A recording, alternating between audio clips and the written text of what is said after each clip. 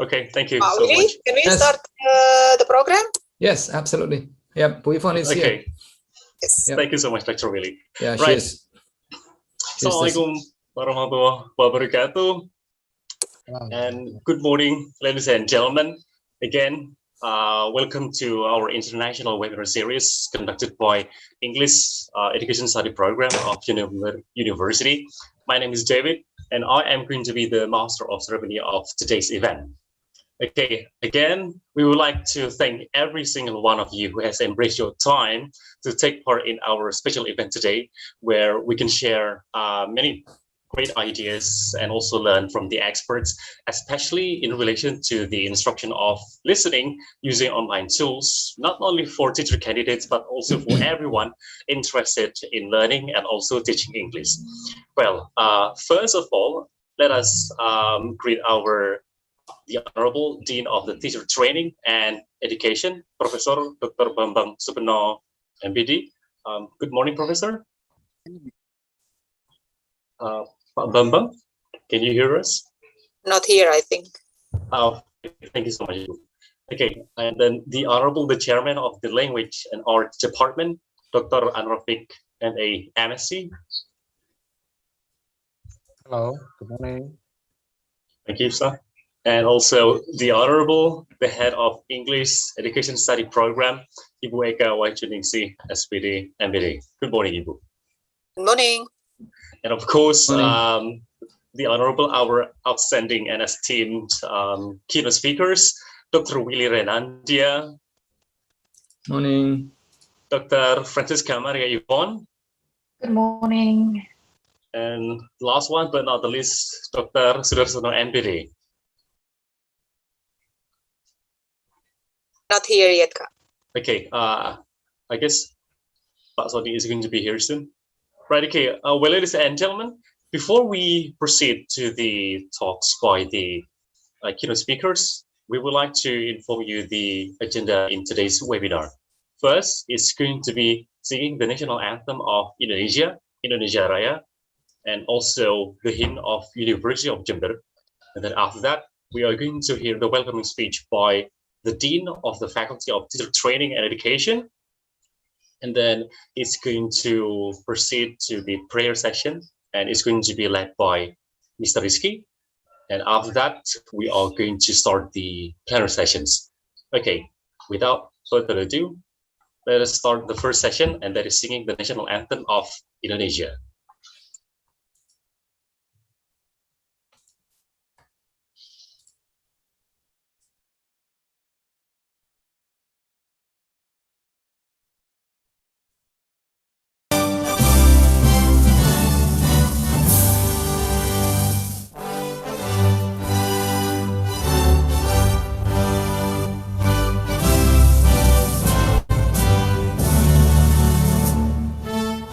Tanah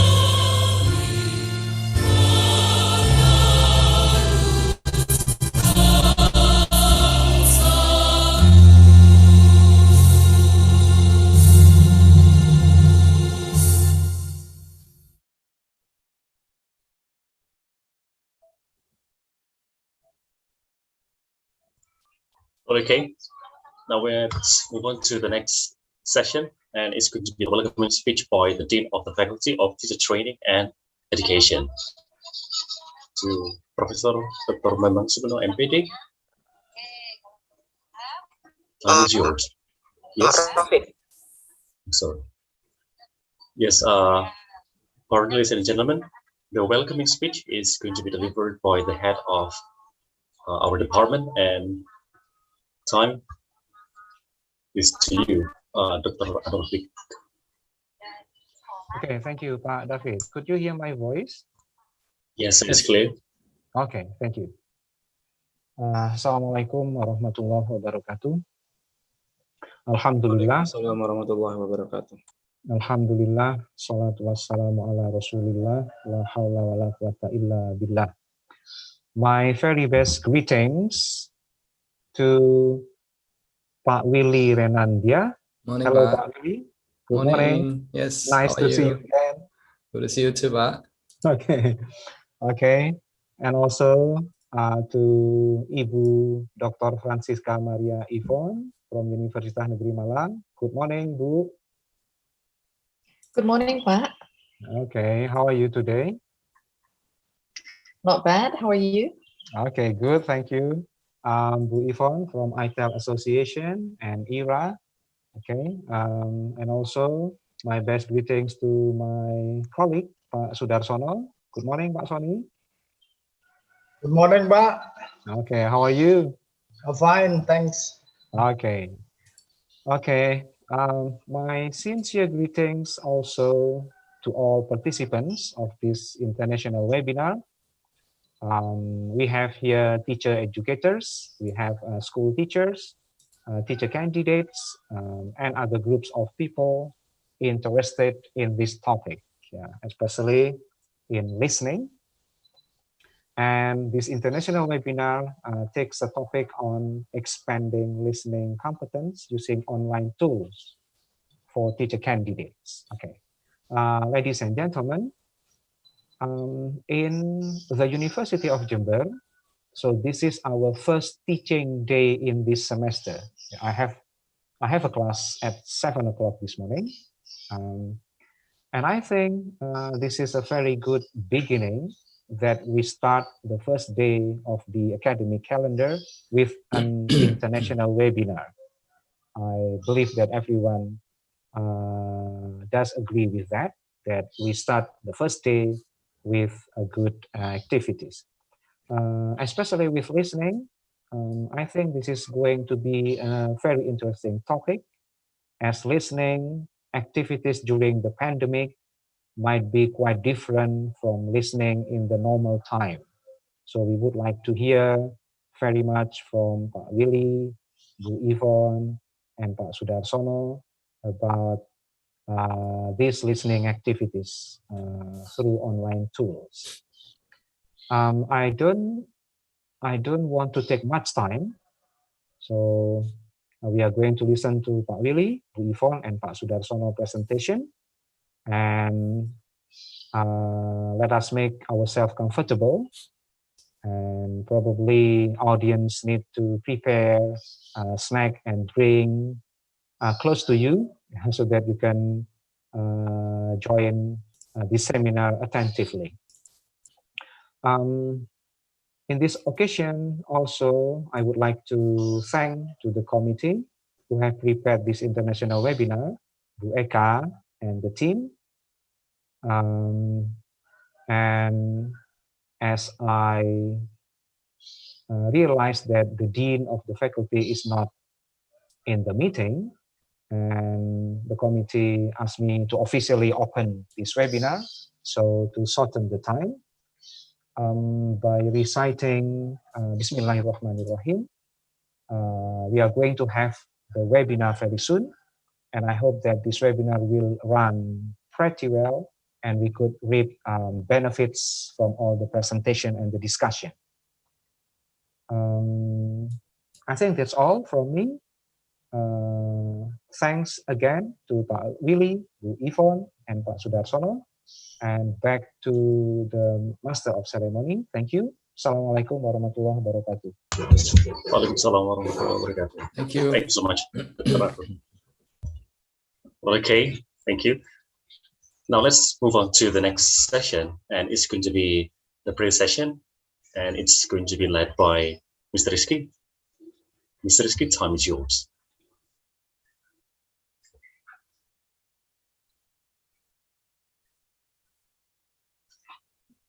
Mr. Rizky? Rizky?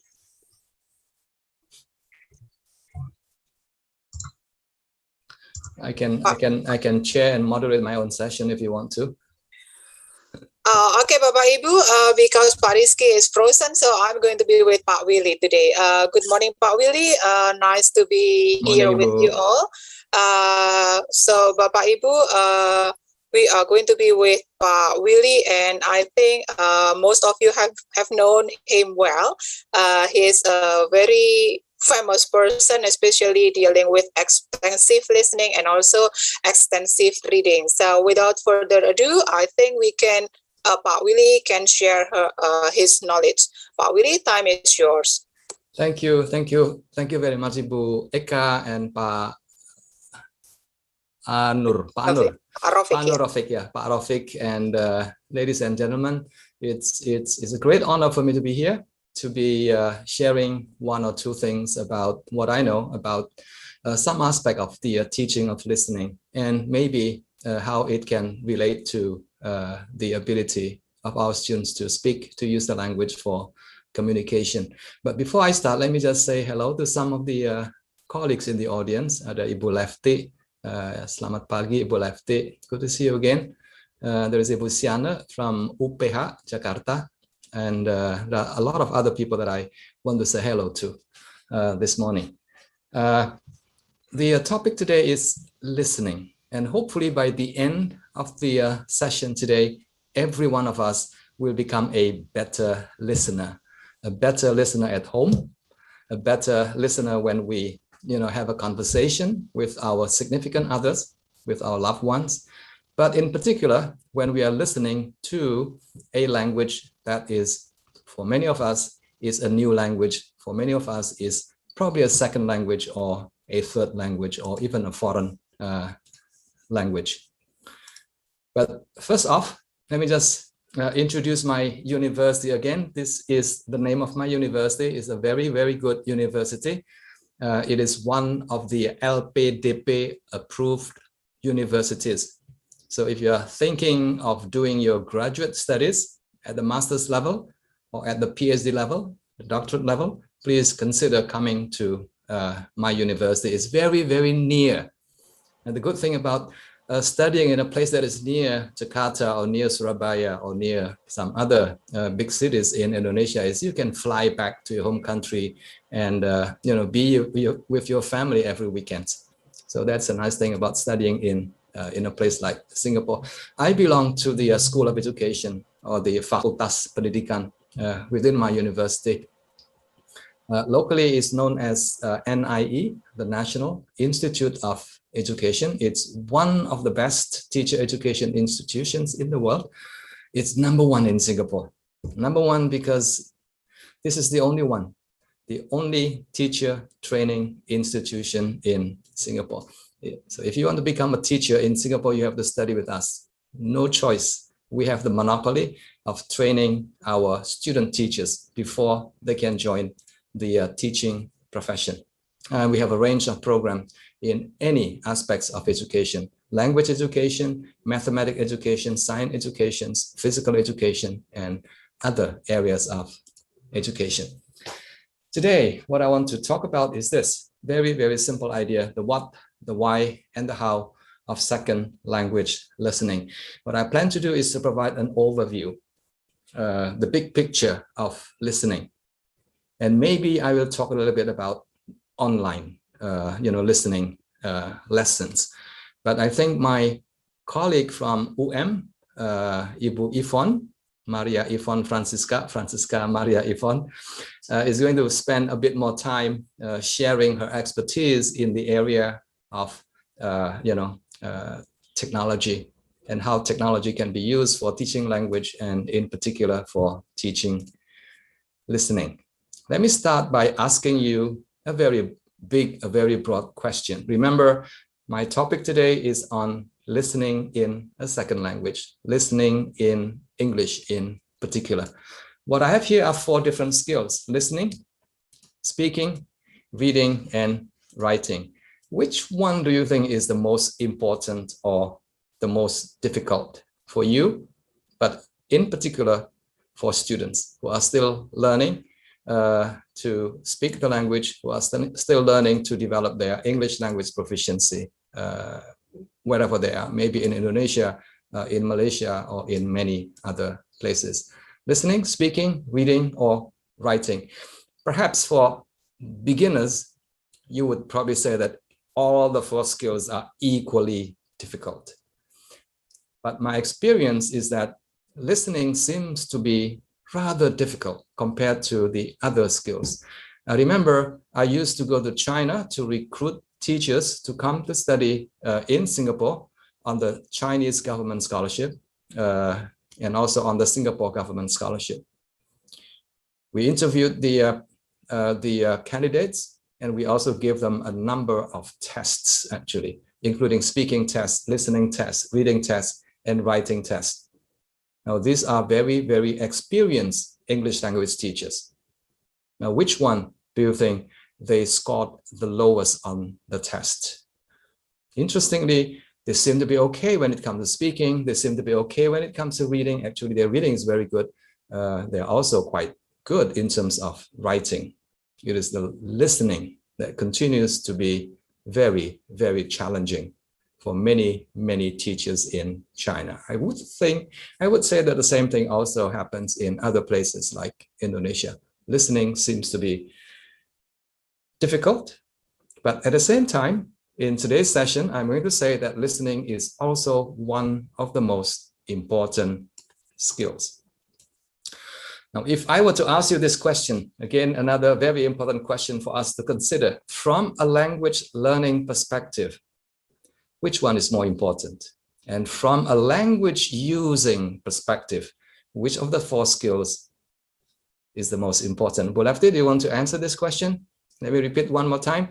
From a language learning perspective, proses belajar dalam rangka belajar bahasa Inggris, which of the 4 skills is the most important? And from the language using perspective, which one is the most important? Very quick, Bulafti. Okay, one short answer. Yes, sir. From acquisition, I think listening first. And 100% agree with you. Yes. And the other one? Yes. Yes. I think before the session started, I gave you the answers. Yeah. Did I? Yes, I did. Yes. From a language learning perspective, these 2, listening and reading, are more important than speaking and writing. It's not that speaking and writing are not important when the students are still in the process of learning a language, but listening and reading are probably more important, are probably more useful. If your students are not able to speak and write, maybe they have not done enough listening, maybe they have not done enough reading. From a language using perspective, I think we will also agree that speaking and writing are probably considered to be more valuable skills. When you walk on the street in a foreign country, people do not approach you and ask, do you read English? But people will ask you, do you speak English? So speaking is very often a very valued skill when it comes to using the language. If you apply for a job in a company, for example, that requires you to do a lot of writing, a lot of report, for example, then the interviewers will ask you, can you write in good English? Can you write a report that is easy to understand, that makes people happy with the results of the report, for example? Again, today, what I want to do is to share with you 3 very important ideas. The first one is, what is actually listening? I'm sorry, I'm looking at what is listening, and why is it important, and how to go about teaching it. Boyka, can you let me know when I have spoken for about 30-35 minutes? Please let me know, yeah? Yes, I will, Pak. Okay. First off, what is listening? I'm going to get a little bit technical. I think this is extremely important if you teach language. If you teach reading or listening, then an understanding of the mental process of somebody arriving at comprehension, I think, is particularly important. There are 3 stages. There are 3 important things that we need to pay attention to. The first step in the process is called perception, perceiving. In the case of reading, it's seeing. In the case of listening, it's hearing. Can you hear correctly, basically? Yeah, can you identify the sound? Is Bulefti speaking English or speaking Javanese or speaking French? Hearing, yeah, that's the first step. But hearing the sound only is not enough. I think the next step is for you to be able to make use of your language knowledge in order for you to be able to break the stream of sounds into meaningful units. Now, this is called parsing. This is a technical language. You don't have to remember this after the session is over.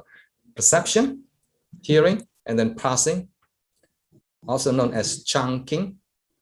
This requires a bit of knowledge of the grammar of the language, how the grammar works. What is the word order, for example? What is a phrase like? What is a sentence like in the language that you're learning? So parsing is important. But the third bit is utilization. Now, utilization is how you can make use of your knowledge, what you already know, your experiences, and your knowledge about culture, your knowledge about certain topics, in order for you to be able to bring meaning into what you're listening to, into the text. So these are 3 things that I want to go through very, very briefly. Yeah. Perception, hearing seems like a very, very simple thing, but a lot of misunderstanding, a lot of incomprehension, a lot of the problems that the students have with listening can be traced to their ability or their lack of ability in perceiving the sound, the spoken language. Yeah, the first part is the sound. Being able to recognize the sounds, being able to distinguish between t and th, for example, which are 2 different sounds in the English language. Between f and p, for example. Yeah, ma'ap dan ma'af. 2 different sound, although in Indonesia, in Bahasa Indonesia, both mean the same thing, but in the English language, it's different. Yeah, whether you say puff or pup, these are 2 different words, very, very different. So being able to discriminate, to distinguish different sounds in a language, whether it's Javanese, whether it's German, whether it's Japanese or English. The second sound. Now, this one also can be a source of difficulty for our students, sound blending. When you say a single sound individually, it's very clear. T, b. When you say a word individually, it may be very clear as well. Merry, sudden, one word very clearly. But when words are used together, and that is when students may encounter difficulty. And English is notorious. English is extremely difficult when it comes to this. Of course, for native speakers, this is not a problem, but for non-native speakers, this can be a great source of problem. Look at it. What did I say? Sienna, what did I just say? Look at it. What did I say just now? Difficult, isn't it? It's about sound blending. Yeah. Yes. It's difficult. It's more complex. Yes. Here's an example. What I just said. Can you tell me what I am going to say now? Look at it. Look at it. Yes. Look at it. For you, it's very easy because you have developed a very high level of proficiency in the English language. But for mahasiswa, for students who are learning English, that can be very, very challenging. Is look at it 1 word? Is look at it 3 words? They blend together. They merge together. The sounds like bercampur baur, berasimilasi sedemikian rupa. Very difficult to catch in the English language, yeah? And because of that, students may not be able to distinguish the boundary between words. Batas-batasnya tidak kelihatan. It's very blurry. For example, the word went in. Well, the lady eventually decided to went in. She went in and then sat at the back of the classroom. She went in. Is it went in? Is that a word, or is it went and in? So this is another problem that students often encounter. Accent, also another source of difficulty for students. They seem to have no difficulty understanding you because they're very familiar with your accent, the color of your speech. But they may have difficulty understanding somebody maybe from Malaysia, maybe from Singapore, maybe from the Philippines, or maybe from Japan, or maybe from Australia, or from other places in the world. Finally, speed. Another very, very important dimension in listening. Speed. Speed is something that you cannot control. You can ask a speaker to slow down. Please slow down, you're speaking too fast. And then the speaker will tell you, no, I'm not speaking too fast. You are listening too slow. That's what is happening. Yeah, it's not within our control. And because of that, it can be very, very challenging for students. Parsing. Okay, very briefly, parsing has to do with your knowledge of the grammar of the language. Yeah. Now, if you have sufficient knowledge of the language, you may be able to group words. And if you have a good knowledge of the language, you may be able to deal with sentence length. Short sentence, not a problem. Longer sentences, also not a problem. Also with sentence complexity, when you hear somebody using embedded clauses, for example, are you able to segment, to chunk the phrases or the clauses into meaningful units? So this part actually is not really difficult. For most of our students, the most difficult will be the perception bit. Have I mentioned about utilization?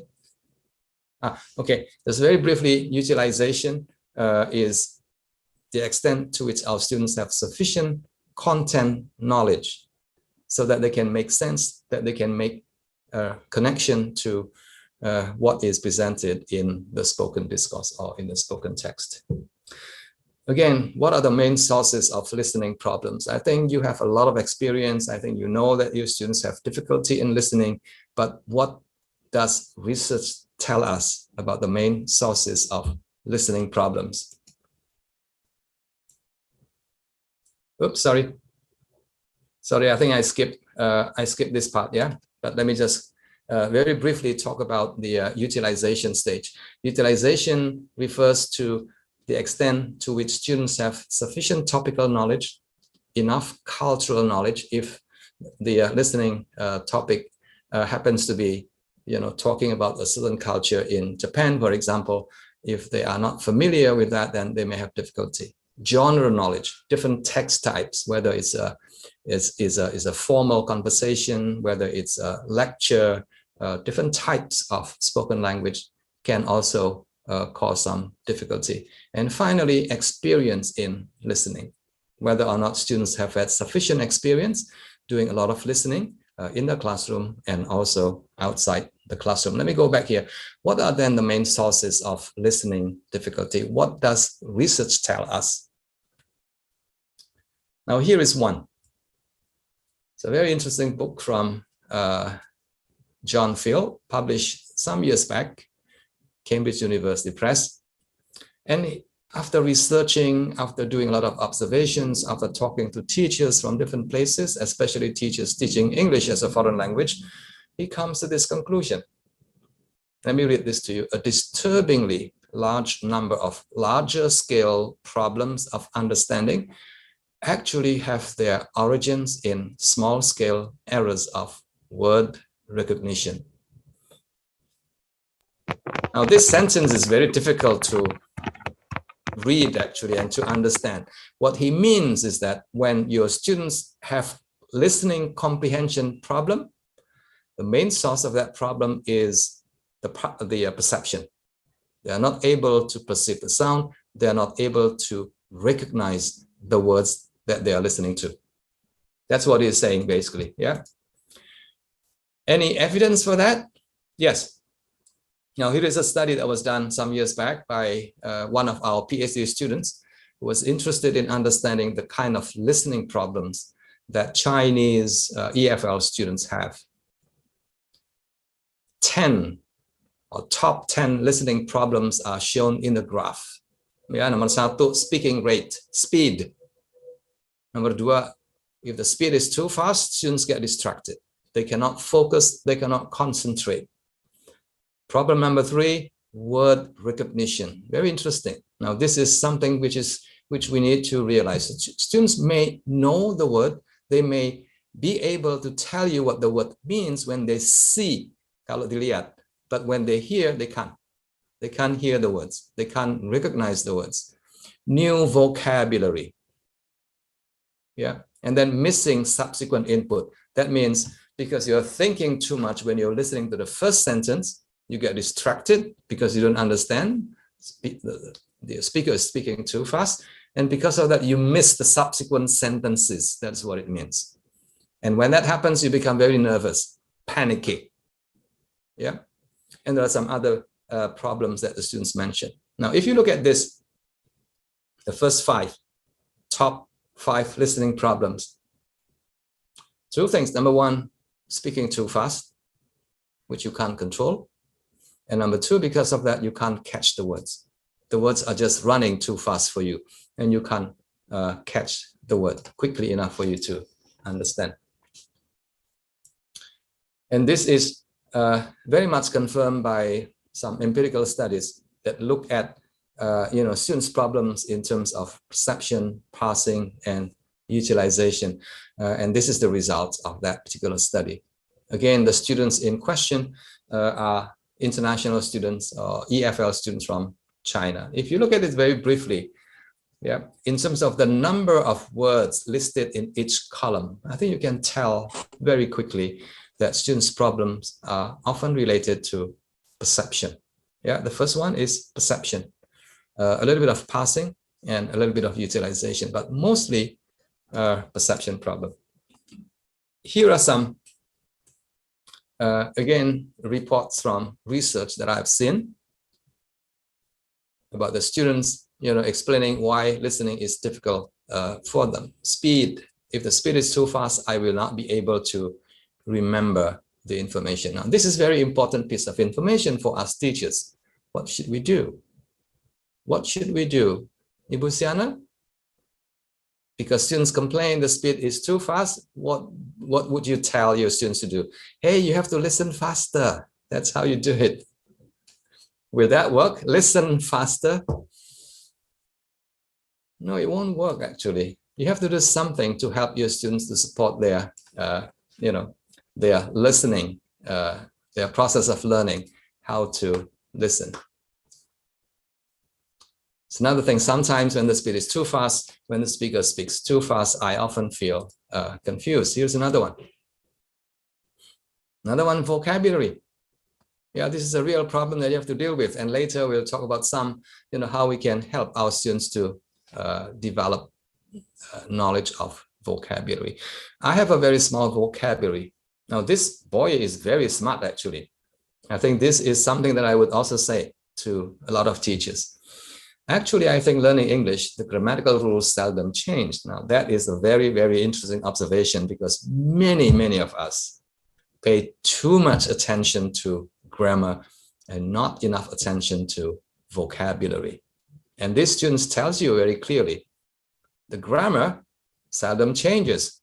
From junior middle school to grade 1 of high school SMR, we can cover nearly all the English grammatical rules. The rest is about building up my vocabulary and in particular, my listening vocabulary.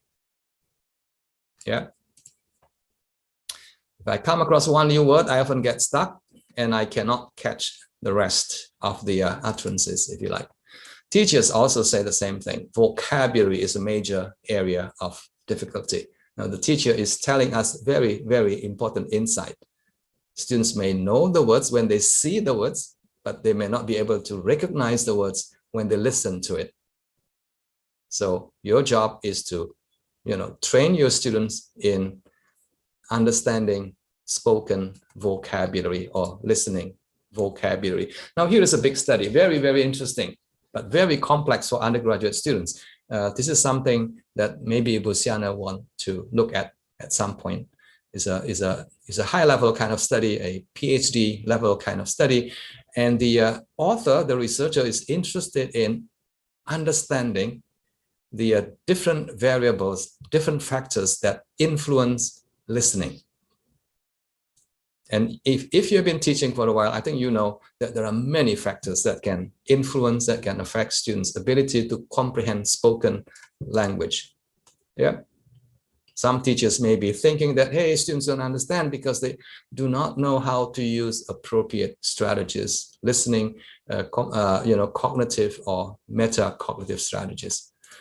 Some of you may be thinking that, hey, students don't understand because they don't have sufficient topical knowledge about what they are listening to. And because of that, their comprehension is not wonderful. And some of you may say that, hey, it's it's vocabulary. Now, what does this very complex study tell us? The study, again, is trying to find the relationship between all these many variables and listening. Very interesting. The results show very clearly that, yes, many of these variables are related to listening comprehension problem, but the most important variable that has the most direct relationship with listening, yang merah itu, vocabulary. So again, this points very clearly to what we need to do in the classroom when we want to help our students to develop their listening ability. If you look at the research literature, it's very interesting. Yeah. Years, maybe 10 or 20 years of research into the nature of listening. Researchers usually acknowledge that lower level processes like speed, vocabulary, word recognition, and so on and so forth are important. But interestingly, the majority of research into L2 listening has focused on higher level processes. Now, higher level processes have to do with critical listening, for example, students lacking sufficient cognitive processing skill like inferencing, not being able to use strategies and things like that. Very, very interesting.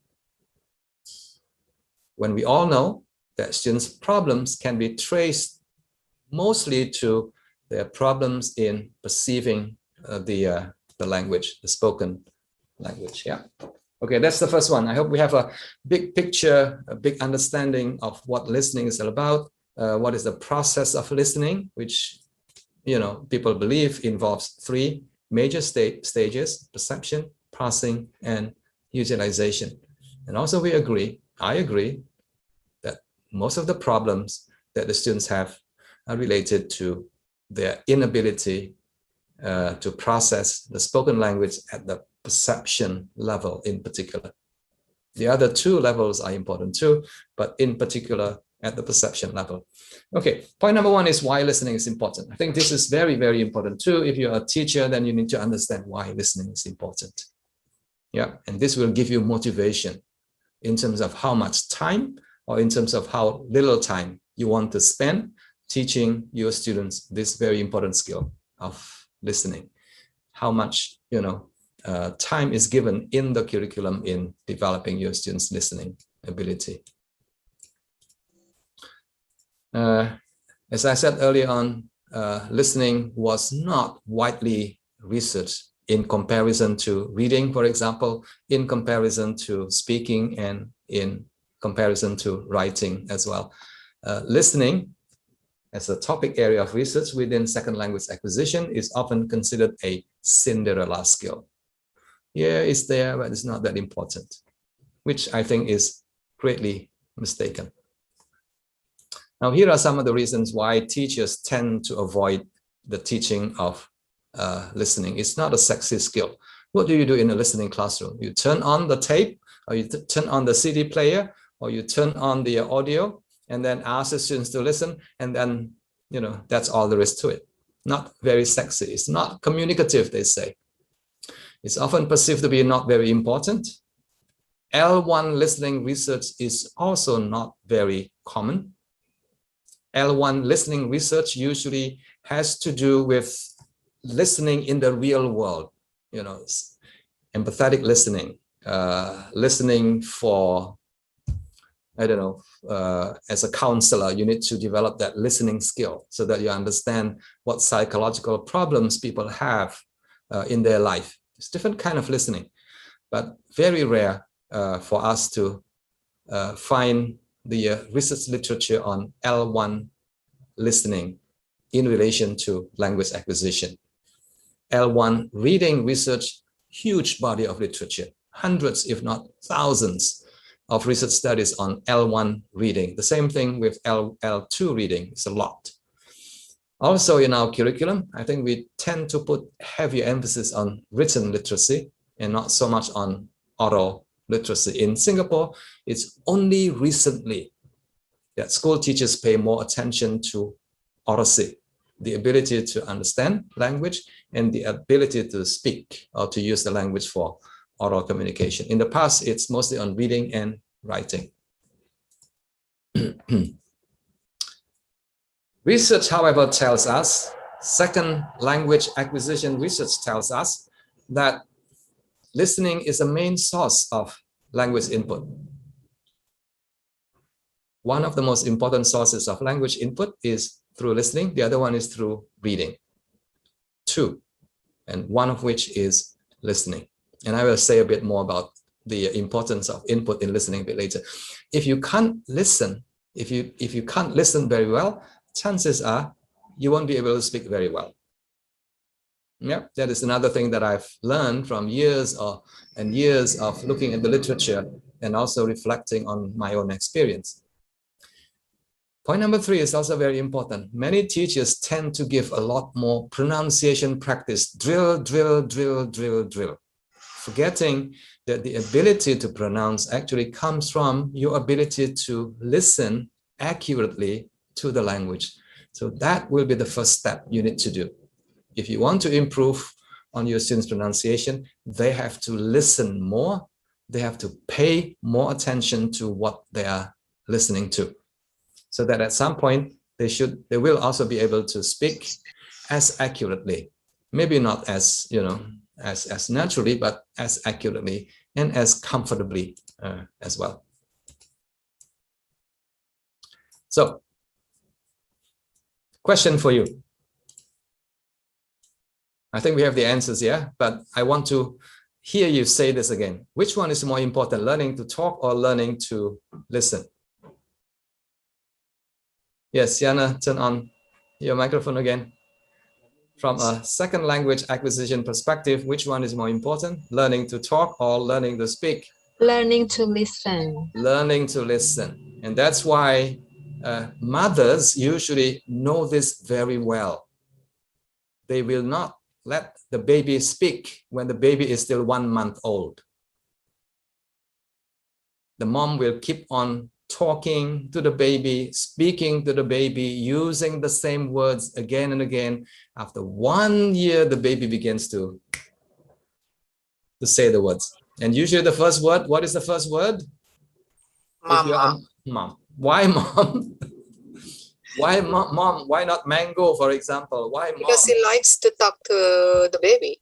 Yes, because the mom says mom, mom, mom all the time. So naturally the baby will hear the words very frequently and then begin to speak and using the same words that the mother actually used.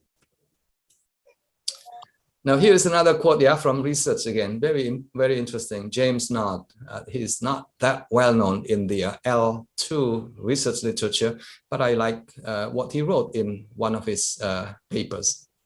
Some people now believe that learning a language is not just learning to talk, but rather that learning a language is building a map of meaning in the mind, a map of meaning in the mind. And we're going to explore this, a bit later, building a map of meaning in their mind. Now, these people believe that talking or speaking indicate that the language was learned. but they do not believe that practice in talking is the best way to build up this cognitive map in the mind. So one thing that we know here, something to take away today is this. Yeah, speaking is the result. Talking is the result. Akibat dari. Yeah, if you truly want to help your students to improve on their speaking, then what you need to do is to provide a lot of opportunities for your students to listen, to build that cognitive map in their mind. Harus mencari sebabnya dulu, and we start from the sebab and not from the akibat. I think we get it all wrong when we give students a lot more practice in speaking. Speaking is so important, so we need to give them more practice. Yes, I agree, but that comes a bit later, after the students have reached a certain level of proficiency, after students have already had this foundation called the cognitive map in the mind. The question is how? How do you build this cognitive map? The answer is by listening. Yeah, and here is what I have in mind. By giving students a lot of listening practice, by giving students a lot of meaningful listening practice, real listening practice, yeah, or what I call input-based practice. Now, two things to keep in mind. Now, these listening materials will have to be easy. The easier, the better. When the students listen and understand fully 100%, that is even better. And point number two, the students will need to listen daily, every day, maybe 15 minutes a day, maybe half an hour a day for one whole year. And if they do that, I think within 1 year, they'll be able to build that cognitive map in their head. Or we may call this the linguistic system.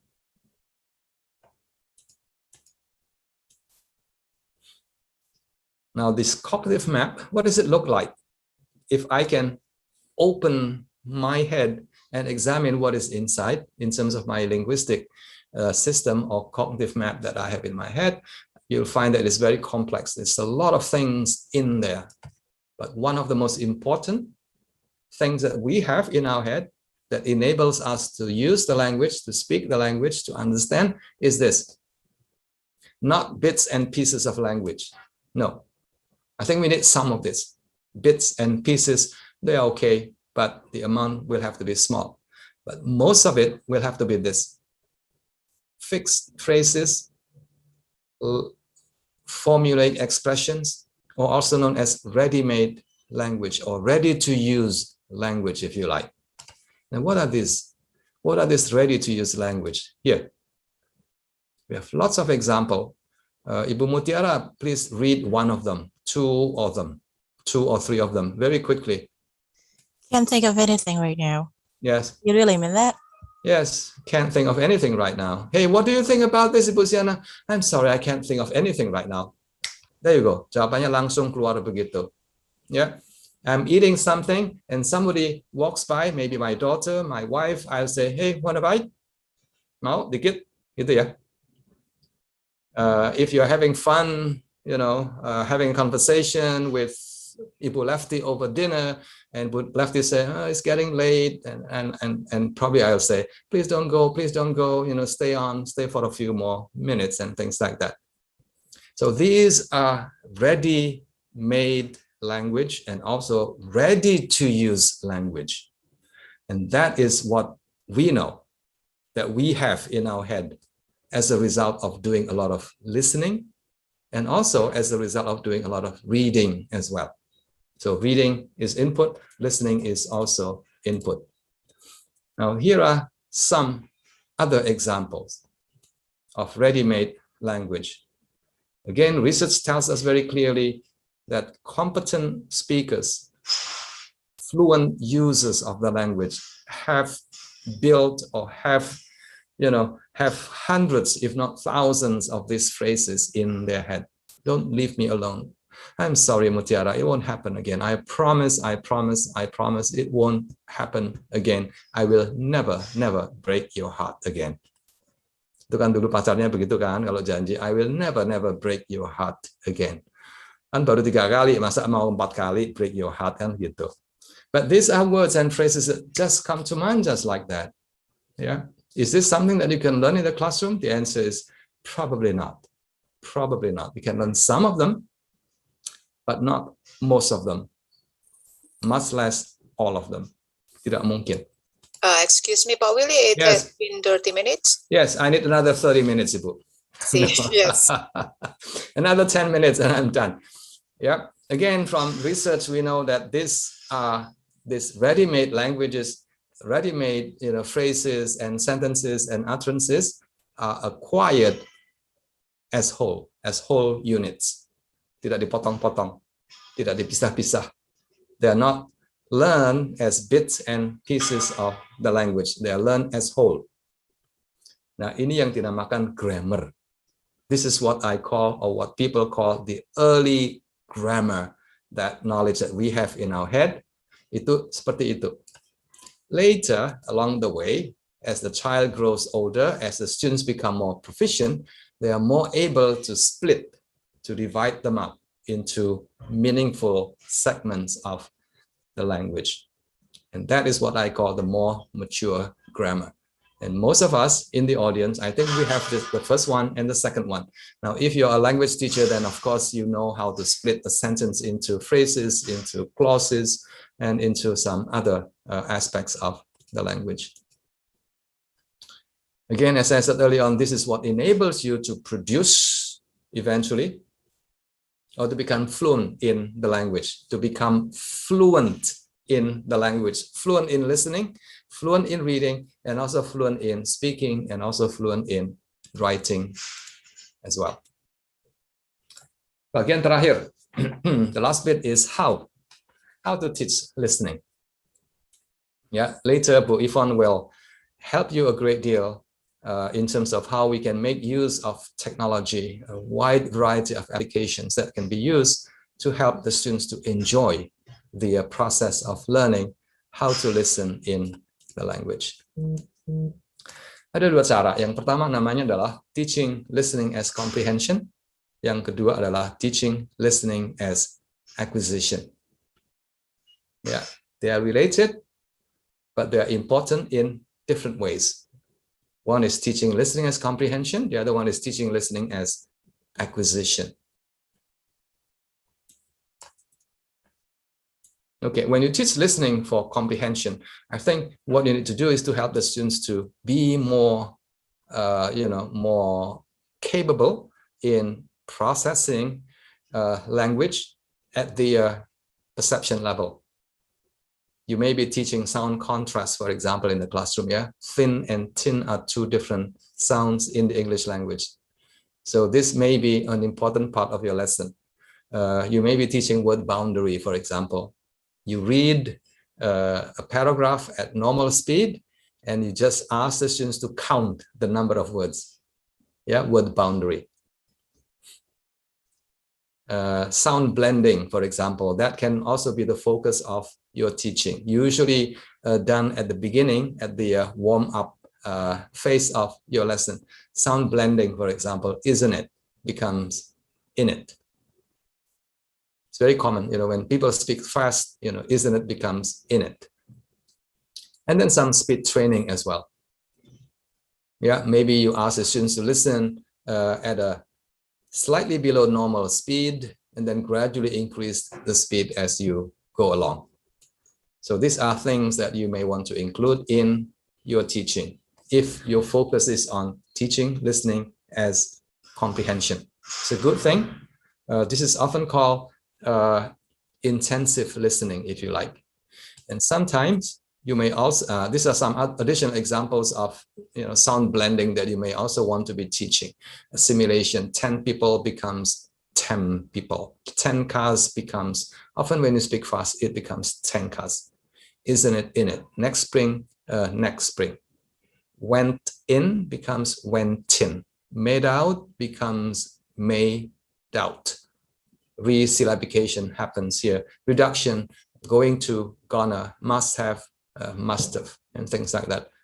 So these are areas that you may want to spend a bit more time with your students, helping them for a focused listening instruction to help the students to improve on the ability to distinguish, to perceive sounds in the English language.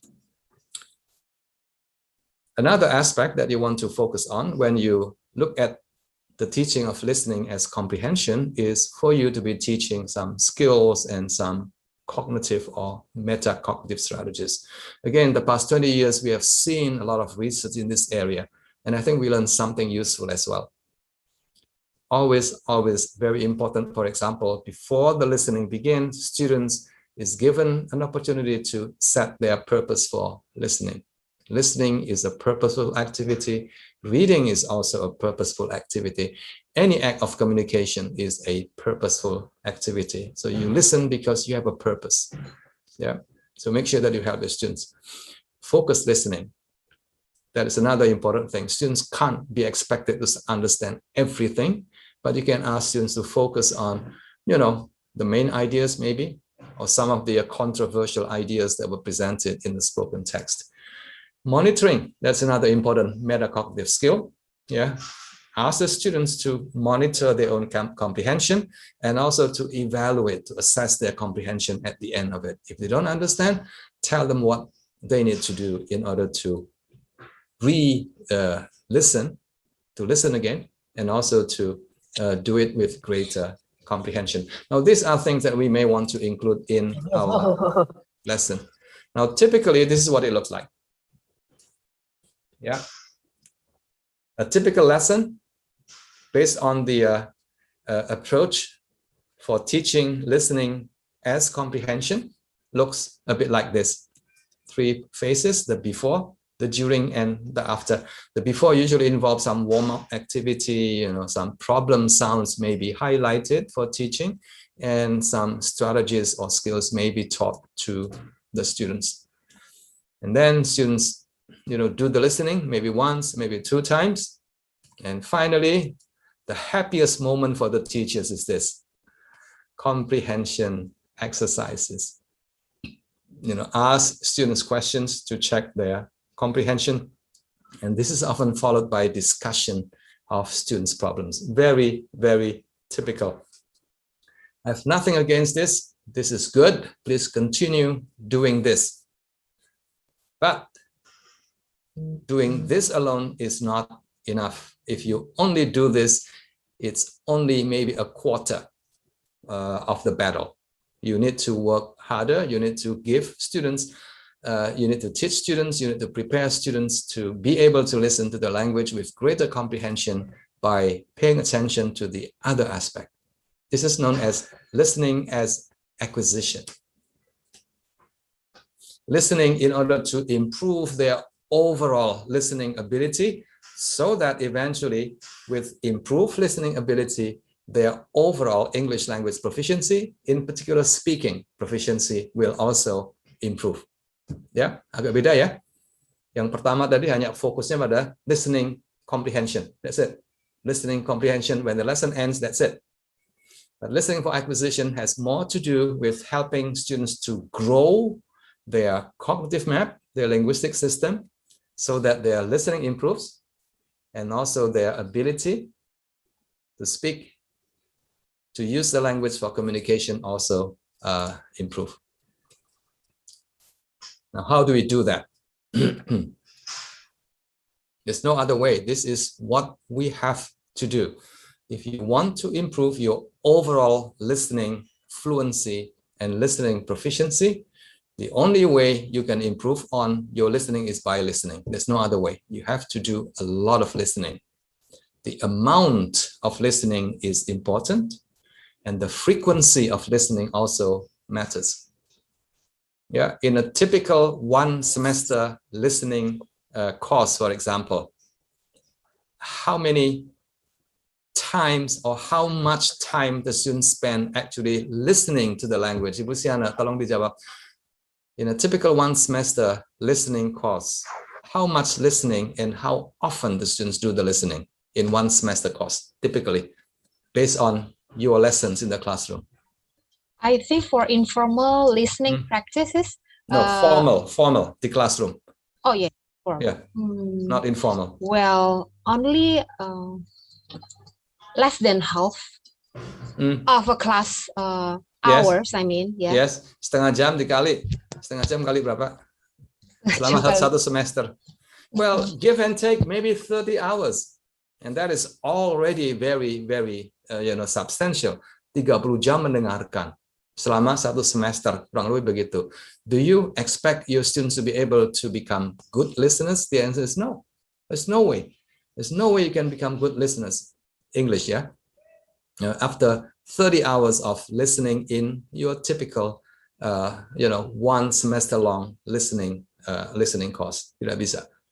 So the amount is important, the frequency is important. Give and take, you need 1 year.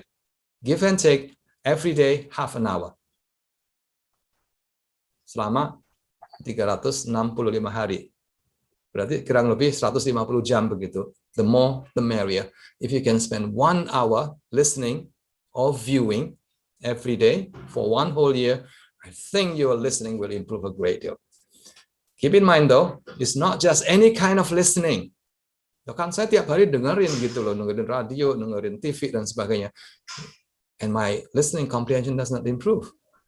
This is the key thing. The last one is the listening materials will have to be interesting, enjoyable, and compelling. Compelling means you really, really like it. You really, really enjoy it, and you understand what you're listening to very, very much.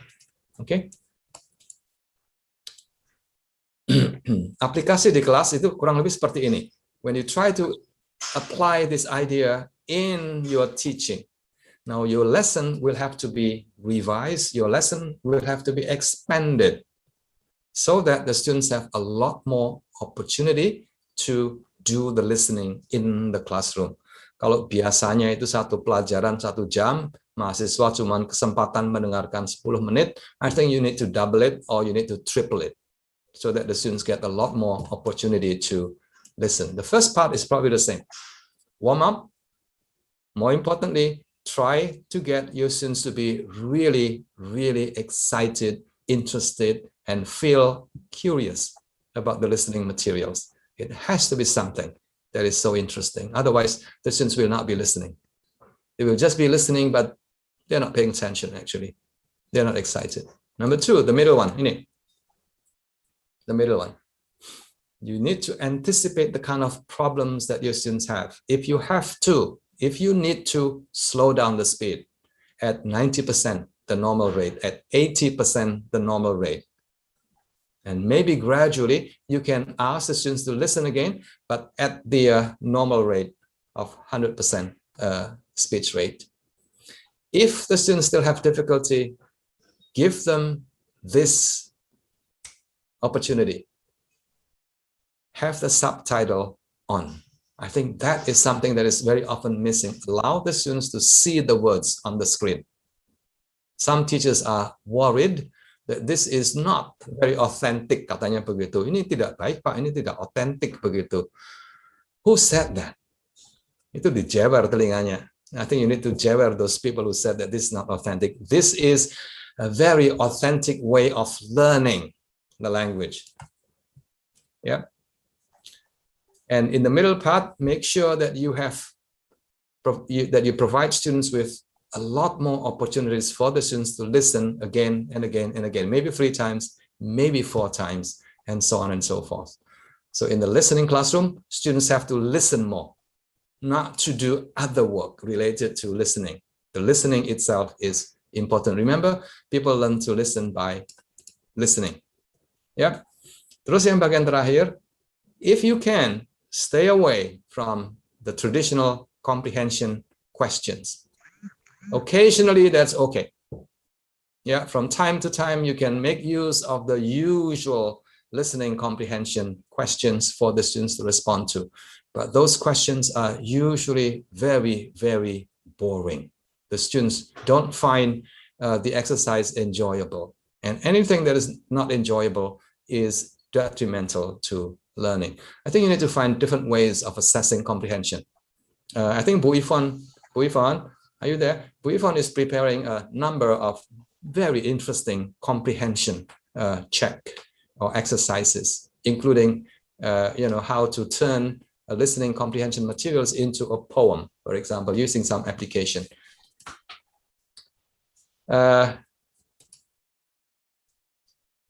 So these different ways of assessing comprehension include asking students to do a mind map, graphical representation of their understanding. They can draw, they can create animation using some applications, for example. You can act out, they can do a blog, they can do a vlog as well. So make use of anything that your students find interesting. The reason is that if the students are interested, if the students are excited, they will spend more time listening on their own after the lesson is over. You can also ask the students to read and speak along with or without the subtitle. Yeah. Now this is called shadowing, and I'll explain to you a bit more about shadowing in my next slide. What is important here is this: when the lesson is over, make sure that you allow students, encourage, motivate your students to listen more outside the classroom. Remember, listening develops as a result of doing a lot more listening. Now, here is an example of what is known as shadowing technique. Extremely powerful technique for learning a language through listening. Shadowing. Later tonight, if you do a Google search, try finding out what polyglots do. Polyglots are people who are very proficient in 3, 4, 5, maybe 10 languages. These are very, very fluent speakers of multiple languages. And you will find that this is one of the must know or must do technique for developing proficiency in learning a new language. Usually the procedure looks like this. Yeah.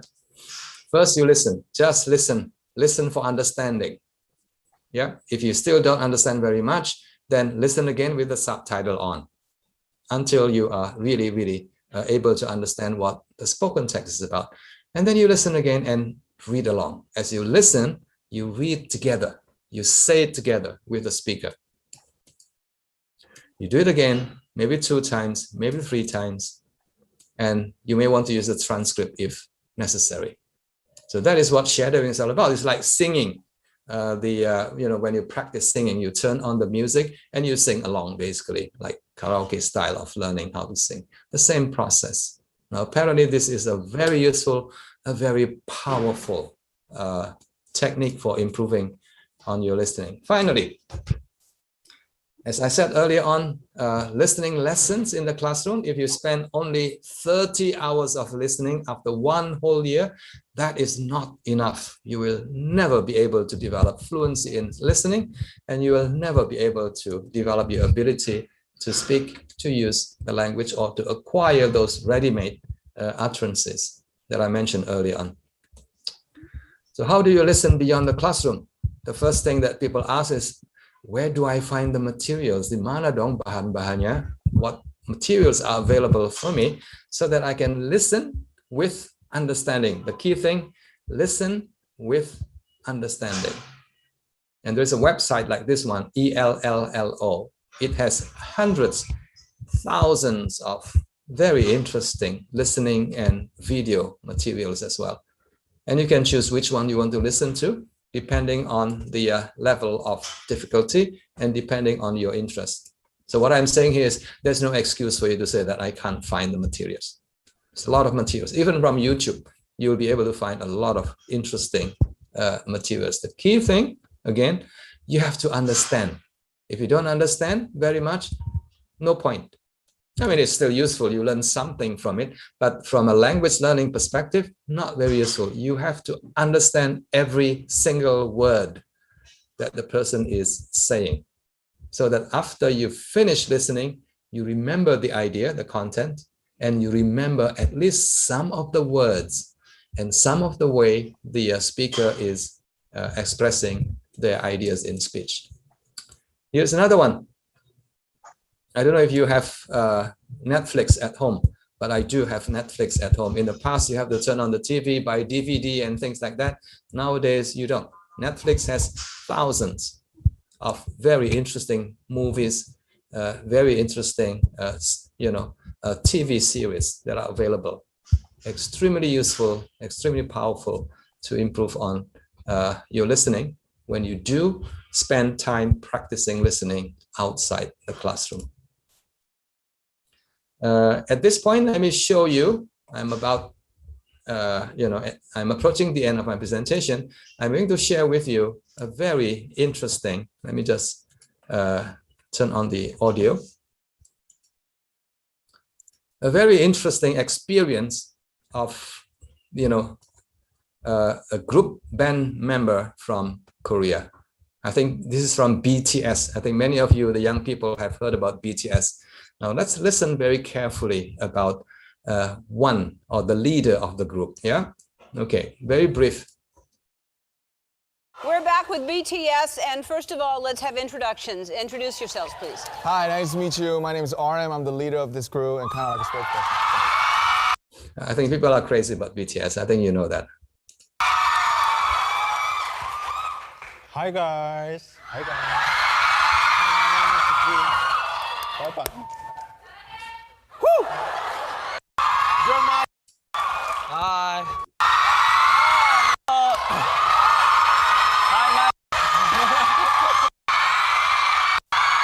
In case I need one, but you actually are. Okay, so they're all very good-looking young men. Yeah, that's why teenagers are crazy about them. What is important for today is what the group leader is saying. Name is Kim Nam Jun or something like that. You speak English, right? Yes. So pretty well. You taught yourself English? Yes, I taught myself English. How did you teach yourself English? Actually, my English teacher was the sitcom Friends. Oh, you watched Legend. Friends? Yes. So was it mainly just phrases then, or you just learned everything? I think, back in the days, like when I was like 15, like 14, yeah, it was quite like a syndrome for all the Korean parents to make their kids watch the Friends. Really? So yeah, I thought I was kind of like a victim at that time, but but right now I'm the lucky one. Yeah. So yeah, like thanks to my mother, she bought all the seasons for DVDs. It got 10 DVDs, right? Right. She bought me, and so firstly I watched with the Korean subtitle. And then next time I watched with the English subtitle, and then I just removed it. That's very impressive, and Friends would be very happy that. Okay, now what is important is this. That you learn. This is how he described his English learning experience through watching a TV series called Friends. Back then it has 10 DVD. 10 means 10 seasons, and each season has maybe 20 episodes. Jadi 5 kali 10 atau 20 is like 100 movies about Friends. And this is how he learned. First, he did not really understand the language very well. Here, subtitle on. Subtitle is good because it helps you understand what you're listening to and what you're watching. And then I watched with the English subtitle. Interesting, yeah. Ini step nomor 2. And step nomor 3 adalah, and then I removed it. And this gets repeated again and again. I don't know until how long, until he became very fluent in the English language. The other band members, do you think they speak English, Bu Lefty? The other band members, do you think they speak English? Not much, I guess, Pak. Boeka, do you think they speak English? The other band members? No.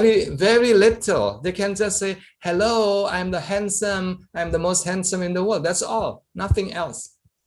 It's the band leader who is very, very capable of, using English as a result of doing a lot of listening.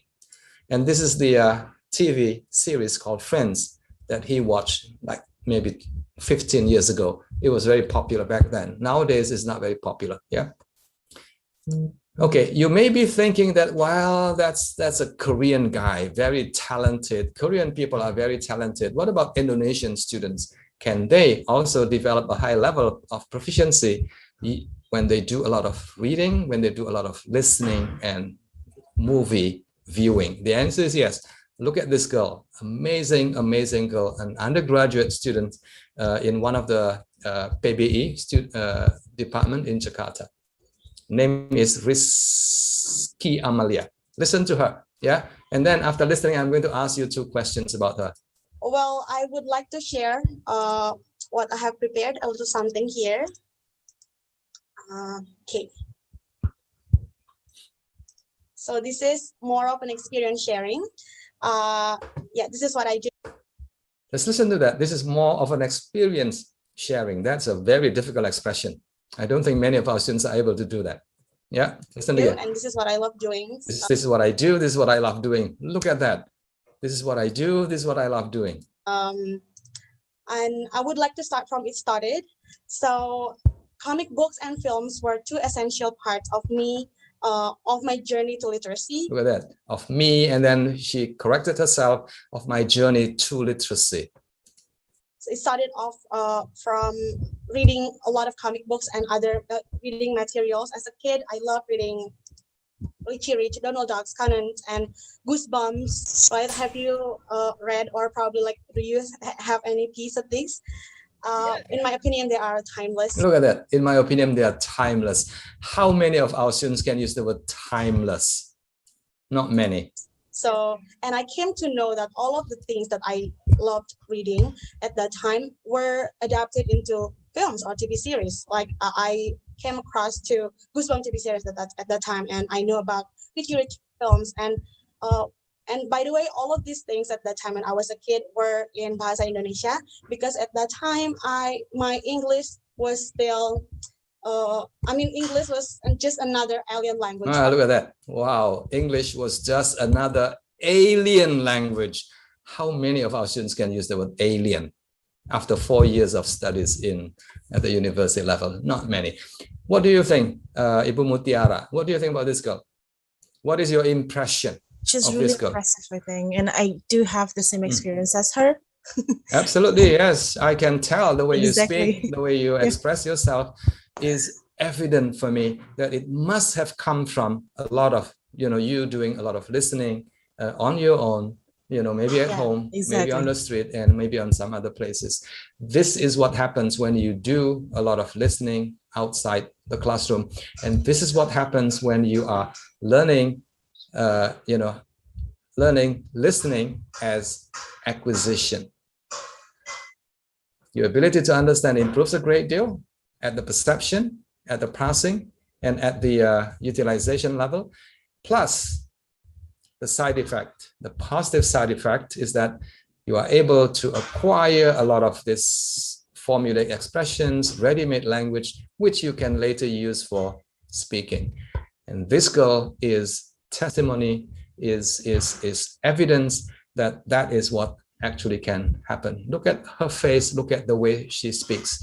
She is not nervous at all. She smiles when she speaks, and that is not easy. Well, I would like to... Ladies and gentlemen, 3 things that I've shared with you. Number 1 is what is listening. I hope you have a better understanding now of what listening involves. And number 2, why is it important? Extremely important. And number 3, how to teach or how to learn to develop your listening fluency or listening skills. Thank you very much. Back to you, Mutiara.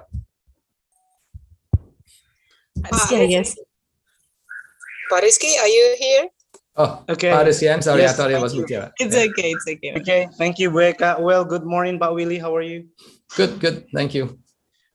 Okay. I'm so sorry. I have got trouble on the connection. So thank you so much, Bu Eka, for handling the session for a moment. Well, okay, Pak Willie, thank you so much for the presentation. It's very amazing. Well, you have some questions, and let me read for you. There are 1, 2, 3, 4, 5. Okay, for a moment, you have 5 questions from 5 participants. Okay. The first one is from Mr. Nico Dimus from Atmajaya University, Jakarta. The question is, what are the steps to be a good listener, especially listening to improve English skills? Do you think that we need to listen to the content that we familiar with, or what we need to do is just listen to anything about English, although we may not understand? And the second one, Yes. How important English environment to develop listening skill? That's from Mr. Nicodemus, sir. Okay. The second question is easy to answer. The listening environment or the environment is extremely important. But having said that, we know that in Indonesia or in other similar countries in Asia, the environment is not very supportive because English is not used, English is not spoken.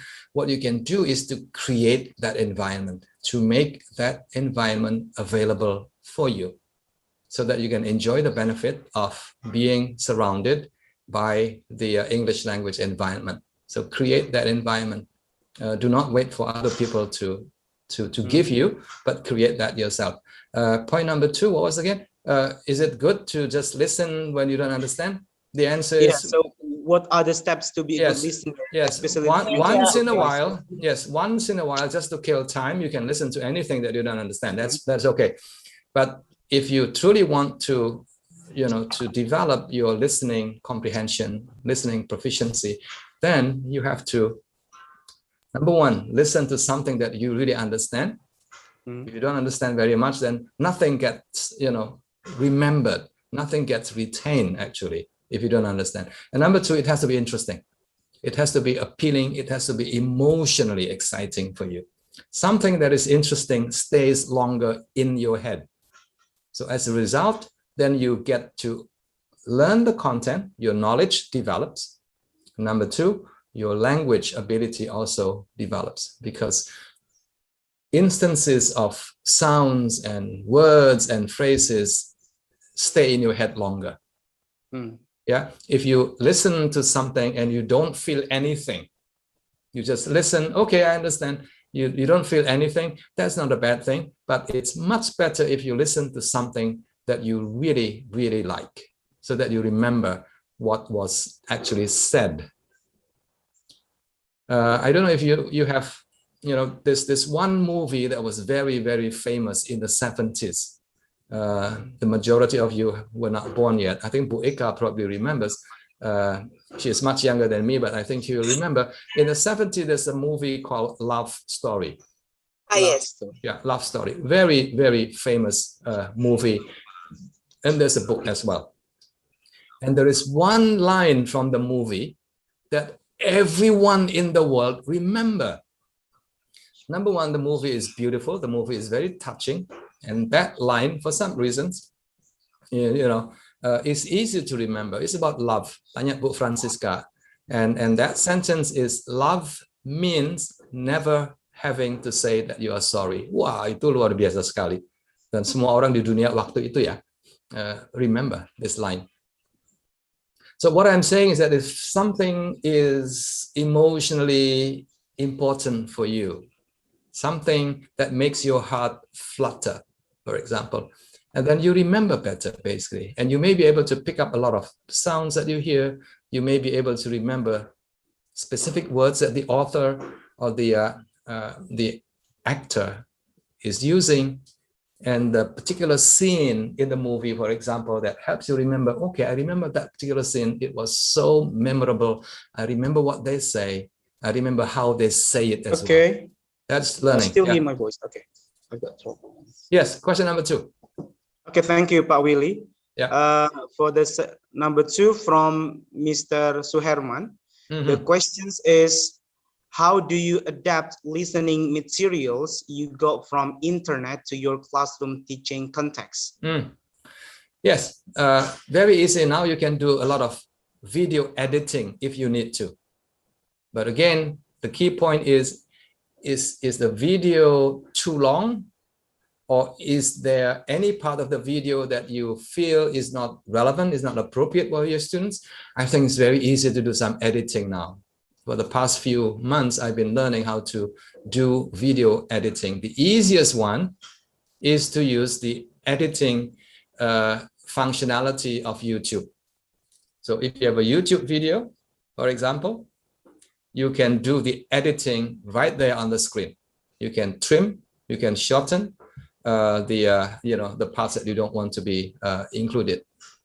Very easy. There are many other video editing programs that are more advanced, but I would suggest that either Microsoft Word or YouTube editing tools are what you need in order to do the editing. But what is important, I think, is the first step of choosing video materials for your students. It has to be shorter. Don't make it too long. It has to be short, maybe 5-10 minutes maximum, not 1 hour long. It has to be interesting. Now, how do you know whether something is interesting or not? Ask your students what sort of video materials are interesting for them. And then you take it from there. And if you want to insert discussion task, you can. I think there's a lot of application. There's a lot of application that you can use to insert a discussion task so that when the students watch, they have to stop. The program will stop and you have to respond before you can move on to the next segment of the video. Apa yang namanya, Bu? Ivonne? Yeah, that's at puzzle. Yeah, at puzzle. Yeah. Play post-it. Yeah. Yes, there are many free tools that you can use to cut and to insert discussion tasks so that the students are, supported in their viewing or their listening. Yeah, thank you. So that will be my response. I think Busiana has a question. She has been raising her hand. Okay. Well, maybe the last questions from the chat box. I'm so sorry, ladies and gentlemen, we cannot read for all of your questions because of the time. Yeah, Pak Kiki, I think Bu Lefty and Busiana want to ask the direct questions. Okay. Maybe the participants. Well, actually, there is one participants, Bu Effie from EIN Bengkulu, sir. Yes, okay, go ahead. Yeah, Pak Willie. Yes, thank you, Pak Kiki. Pak Willie, nice to have you again here. Yes, good to see you, Bu. Yes, directly to professionalism of English teacher, especially when we want to teach listening, sir. If we relate it to communicative competence, where the goal of teaching English actually to share how people speak English like an ordinary people, as the normal. Talking about the speed and the sources of our listener, our listening class, I mean. Do you have any idea about how can we select the sources of our listening class? Because if we select the native speaker, of course, we need to know that most native speakers speak like a normal occasions, I mean a normal speed. Yes. So in our class, we have a specific goal from the level of our listening. Yes. So it's a little bit different. And the second one, considering about the multicultural English, I mean. So is it okay if we select native sources not only from English, for example? What is that considered for you, Pak Willie? Thank you. Yes, thank you so much. That's a very, very important question. And I think you have sort of answered your own questions. Number one, whether we should be using native, listening or video materials from native English speaking, countries or from other speakers of the English language. The answer is both. Use listening materials from Australia, from the UK, for example, but also from Singapore, also from the Philippines, and also from Japan and many other places. Because nowadays it's very important for students to understand a wider variety of Englishes. When they speak, they can choose one. But when they listen, they have no choice because they need to understand a wider variety of English as spoken by diverse speakers of English in the world today. Native, non-native, people like you and me, people from German, people from other places. Very important that we enlarge the listening repertoire, if you like, of our students so that they can understand people speaking English from China, for example, which may not be very easy for you to understand, but you need to because China is so big and chances when you travel, you will meet them on the plane, at the airport or in many other places. May I have one more, Pak Kiki, a little bit question for Pak Willie? This is very important for me. Oh, wait. Yes, I think you mentioned about speed, yeah? See. Speak at the normal speed. Yes, I know that is the target. Tujuan. Yes, but the tujuan is not the same as the process. When we teach we are focusing on the process of getting there. So the answer to that is, to help the students to get there, you don't start from there. Salah ya? Ulang ya? If you want the students to get there, you don't start from there. You start from here. And slowly build the ability to listen faster and faster and faster. Yeah. If you want to help your students to become, a good swimmer, a world-class singer who can compete at the Olympic Games, ya jangan dicemplungin langsung di sungai gitu. You have to start from, from the start. So reduce the speed. Yes, thank you. Again, a little bit, Pak Willie. I heard that you said in Singapore there's a purpose for learning English, whether for speaking or for listening. If I'm not mistaken. What do you think in Indonesia? What do you have in your opinion? What is actually the purpose of teaching English in Indonesia, in your opinion, Pak Willie? Yes. Thank you. Yes, thank you so much. Busiana is going to respond to that question. Busiana, please.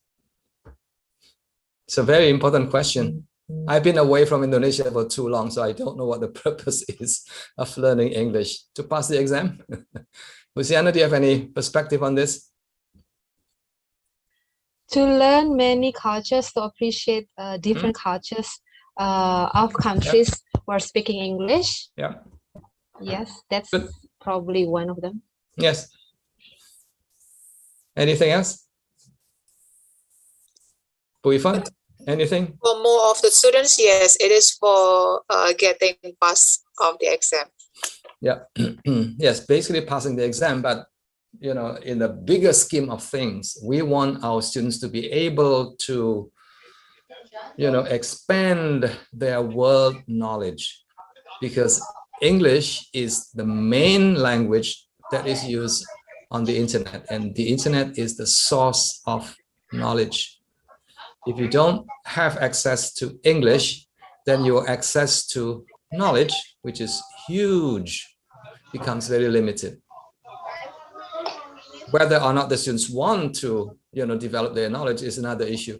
But in the bigger scheme of things, that is why English language is included in the curriculum, because we want our students to be able to read at least with understanding, and also to listen with understanding, so that they can expand, they can further develop their knowledge of the world, their knowledge about how the world functions, the knowledge about other cultures, the knowledge about other, the history of other countries in the world, so that we become more, more update begitu loh. Anak-anak sekarang itu kurang update ya. Gitu. So being updated is very important in today's world. We are living in a knowledge-based economy. If we don't have sufficient knowledge, we will be left behind. Yeah, but the teachers should also be updated.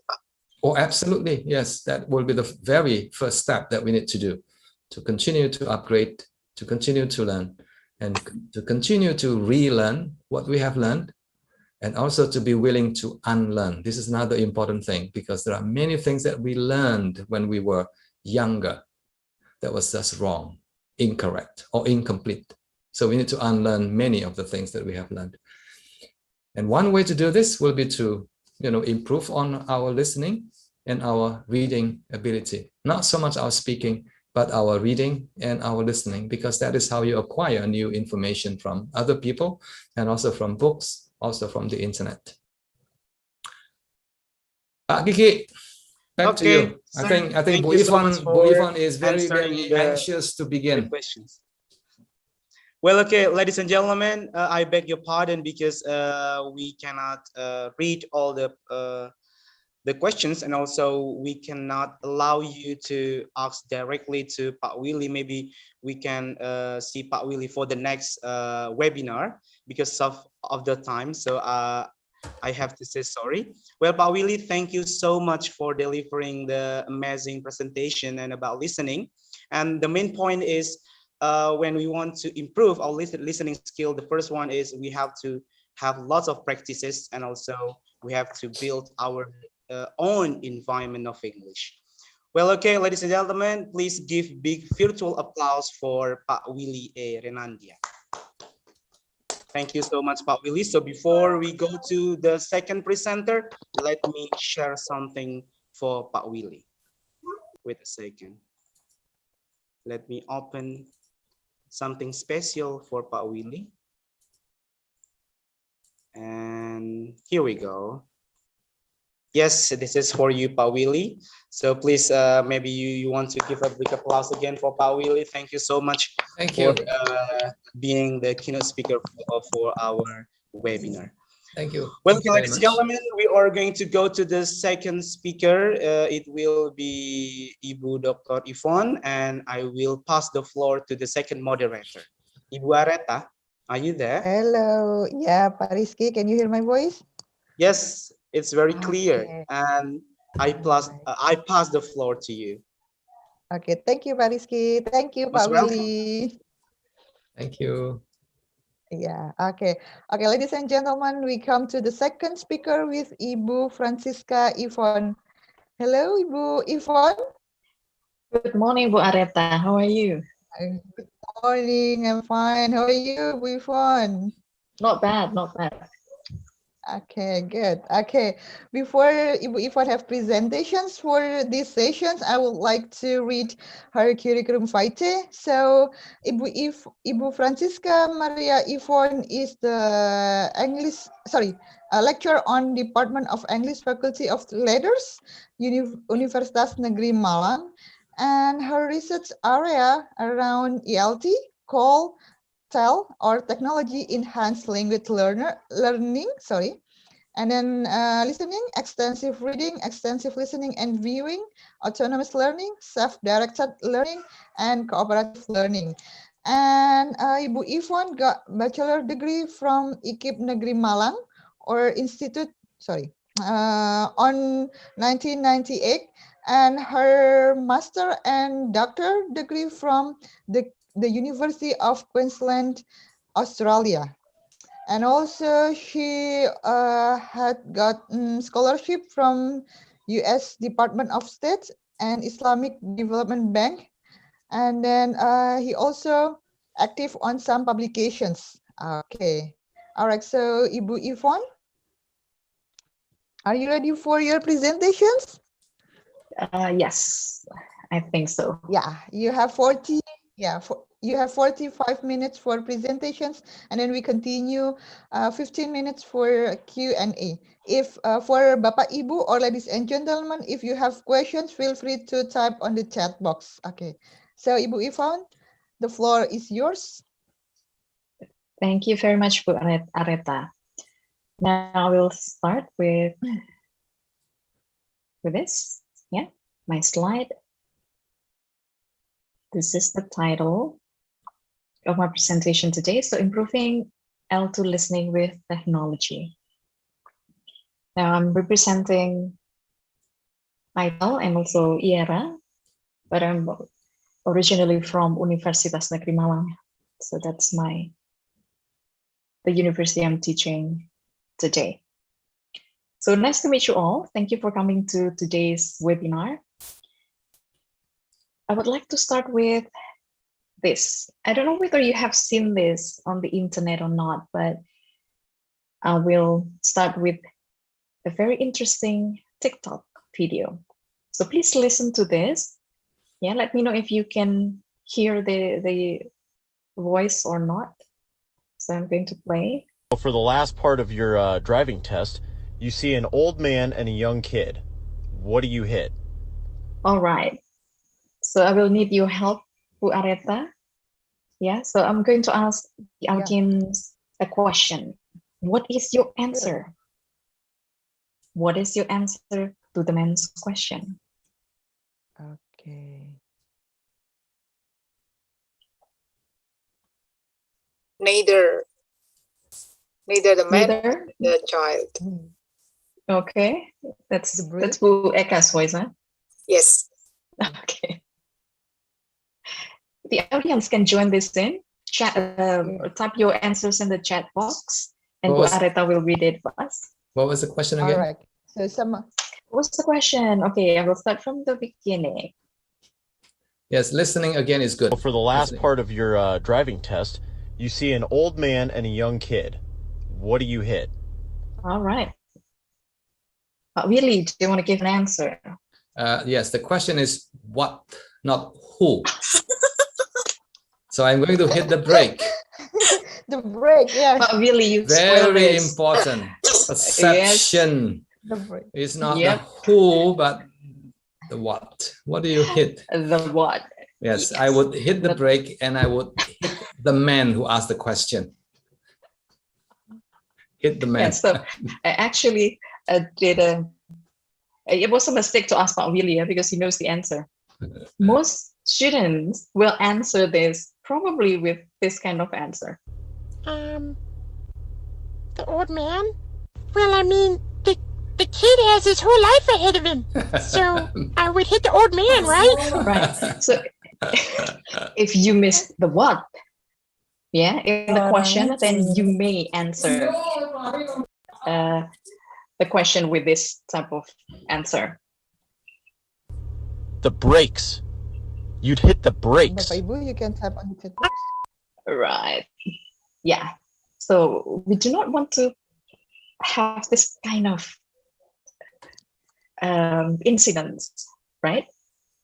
Like when I lived in Australia, I experienced something like this. When someone got on board a bus, you know, usually the bus driver would ask questions like, "How are you going? How are you going?" That's the Australian way of asking question. And I saw an Indonesian person, a student actually, an Indonesian student answered the question with "by bus."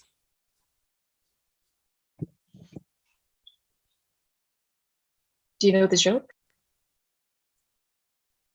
Okay.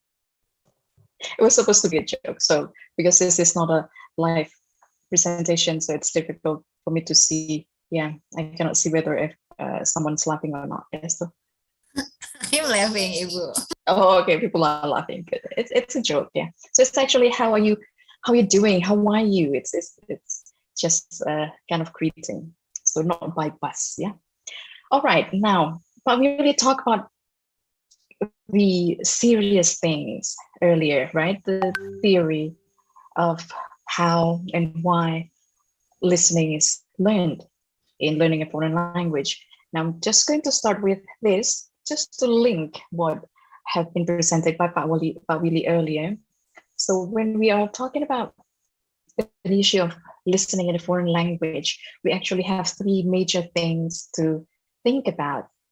The first one is accuracy. So my example in the beginning of my presentation had something to do with this. You know, if you miss one word, you didn't get it accurately, then something may happen. You know, misunderstanding can result from this kind of inaccuracy. So listen, at the end of the day, we want our students to be able to accurately and easily listening to oral text. Yeah, accurately and easily. And then the next one, we also talk about a lot actually about speed. By the way, I did not talk to Pak Willie before our presentation today, so it's actually quite coincident that we mentioned the same things. Yeah. So the second one is speed. We want our students to be able to listen at an efficient rate with sufficient accuracy and comprehension. So efficient rate for different people will mean differently. You know, for beginners, the efficient rate may be slower, a lot slower than advanced learners. And then at the end of the day, we also want our students to be able to listen with ease so that they can focus on understanding what they listen to. So all of these are very important. Now, let me give you another example. I love comics, and I know that Bu Bilkis loves comics as well. And she told us earlier that she learned a lot from comics during her learning days. Now, let's read this. Yeah, you can try to read it yourself, but I'm going to read it for you. So Nelson, have you seen Grandpa? Yeah, he's laying on the floor. He said it's good for his back. No, he's not laying on the floor. He's lying. No, honest, he's not lying. I saw him laying on the floor. You see, Nelson, Grandpa isn't laying on the floor. He's lying on the floor. To lie means to rest or to recline. To lay means to put or place something, like when he lays eggs. Understand? I guess so. Would someone please help me out? I'm suddenly craving eggs. You know, the word laying and lying, those are very, very difficult in English. And I bet that at this very point, some people are rolling their eyes like, is this supposed to be funny? Yeah. So later on, just check on the way how to pronounce laying and lying and take a look at in the dictionary. Yeah. Okay, according to Nation, in order to perform the language effectively without losing any comprehension tools, we need to have about 6,000 to 7,000 word family vocabulary for spoken text. So these are lots of words, 6,000 to 7,000. Yeah. Now, let me take you to one research that we did last year here in our university. So from 192 high school graduates enrolled in our English department, this is the pattern of their vocabulary level. So as you can see, I'm now drawing a line. The part which is on the left side, those are students who master that level of vocabulary. Those who are on the right side, they haven't mastered the vocabulary at that very point, at that very level. So let me take you to this level. For example, the first 1,000 word in English, the most frequently used words in English, only less than 70% of high school graduates actually manage to master that level. The rest, they're struggling. The next level is actually much worse, right? As you can see here, less than 30%. And the 3,000 word level, less than 20%. But then you may ask, let's take a look at the less frequently used words over here, the level of 4,000 and 5,000. Here, students manage, like almost 50% of them actually manage to master this level. And about 35% manage just over 35% manage the 5,000 word level. Why is this the case? Now, the conclusion in our study is that the books that the students use at the level of junior and senior high school are actually focused on this level, the 4,000 and 5,000 word level, including the 3,000 actually. And therefore, they actually learn a lot more words in that level. Those are not words that are frequently used in English. And so they know words which are less frequently used, but not the more frequently used. And here comes the part in which we need to balance actually what we teach in class, yeah, the more frequently used words, and then the mid-frequency used words. All right, now let me give you another comment. But Willie, can I ask you for help? If you're here still? What? Okay. Yes, I'm here. Obviously not. Okay, would you please read this for us, like quickly? Oh, the whole thing? Yes. Oh, I can, yeah. Should I pair up? Yes, please. Really? Or you can pair up with someone. I'll be the granny. Yeah, okay. Okay. Okay. So, okay. So I'll be the granny, sir. Yes. Okay, I think the Cadillac's here. The Cadillac? Is it my birthday? Who said anything about a Cadillac? You did. You said, I think the Cadillac is here. No, I said, I think the cat likes it here. Oh, you shouldn't get my hopes up like that. Right. So here, because Grandma said Cadillac is Calyx here, very, very quickly, fast in it. Yeah. Grandpa misunderstood that with Cadillac. It's Cadillac. Yeah, so something like this will also happen in our students' daily life, including in our own life. I think many people in the audience don't know what Cadillac is. Oh, it's a kind of car. It's a car that was very well known, not in Indonesia, but in the US. It's a Cadillac. It's a classic, right? But yeah. Okay, so speech. Now we're talking about speech, speech rate estimates. Let's take a look at this table for a while. Now, if our students are at a low intermediate level, their normal speed would be somewhere over here. Yeah, and for them to listen to something below 100 words per minute, it's going to be a struggle because they will find it a little bit too slow. Yeah. But when the oral text is faster than 150 words per minute, they will find it hard to listen because it's too fast. Yeah, so this is the threshold level. Below this, too slow.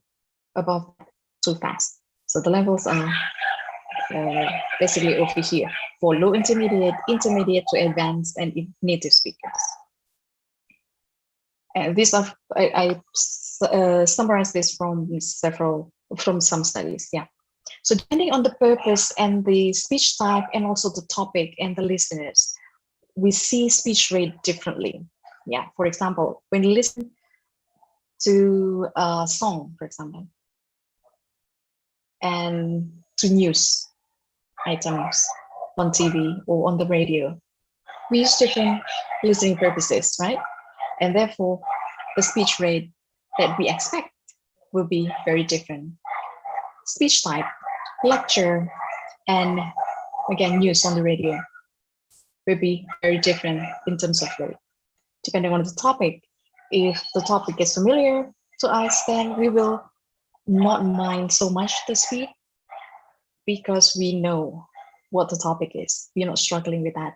And the next one, the level of the listener or the students. So as you can see here, different levels will require different kind of speed. Now we are going to give this another try. Now I use screen reader to do this actually. So please listen. There are 3 different parts in this. Yeah, different speed. And then try to identify your natural speech rate. I will start now. Harjit Singh sat on the bench by the carousel at the airport, waiting for his suitcase to arrive. He was tired and cold and wasn't used to this weather. In Amritsar, where he came from in India, it was 37 degrees. In Paris, it was just 14 degrees. His father called out to him, "Hurry up, Harjit. The driver can't wait for much longer just for you." Harjit was a little upset. He didn't want to come to Paris. He wanted to stay in India with his friends, but because his father had received the job offer in France, they had to leave India and make a new start. Still waiting by the carousel for his luggage, Harjit suddenly felt like he was being stared at. He looked around and saw a boy who must have been 10 years old, the same age as Harjit. The boy was staring at his turban, which upset him and made him feel self-conscious. Angrily, Harjit stepped up onto the carousel and saw a big bag that looked similar to his own. He snatched the bag, even though he wasn't entirely sure it was his. All he knew was that he wanted to get out of the airport and away from inquisitive eyes. All right, so what's your level? The first one? Not sure. One. The third one. Not sure. Which part of this was more comfortable?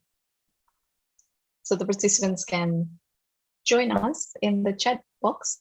So if you want to say the first part, the second part, first paragraph, second paragraph, or the third paragraph. So what's your level, Willie? Level 1. Level 1. Nice and slow, just nice. Yes.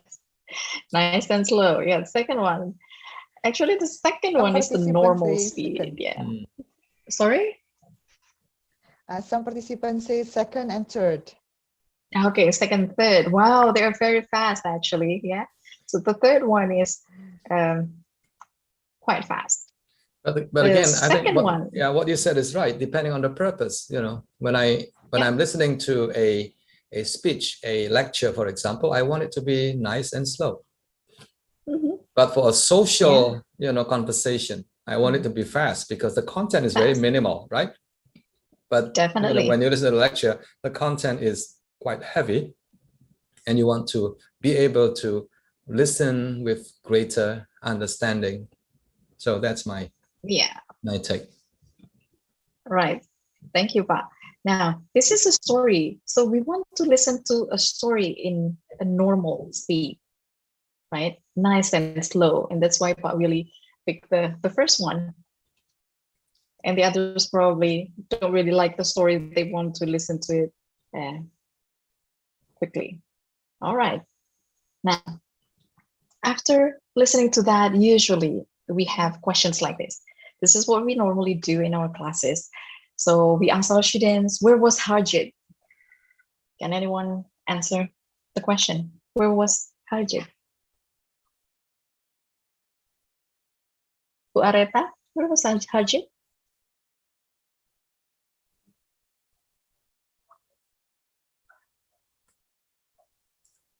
Why was he there? Airport? At the airport, yes. Where was he there?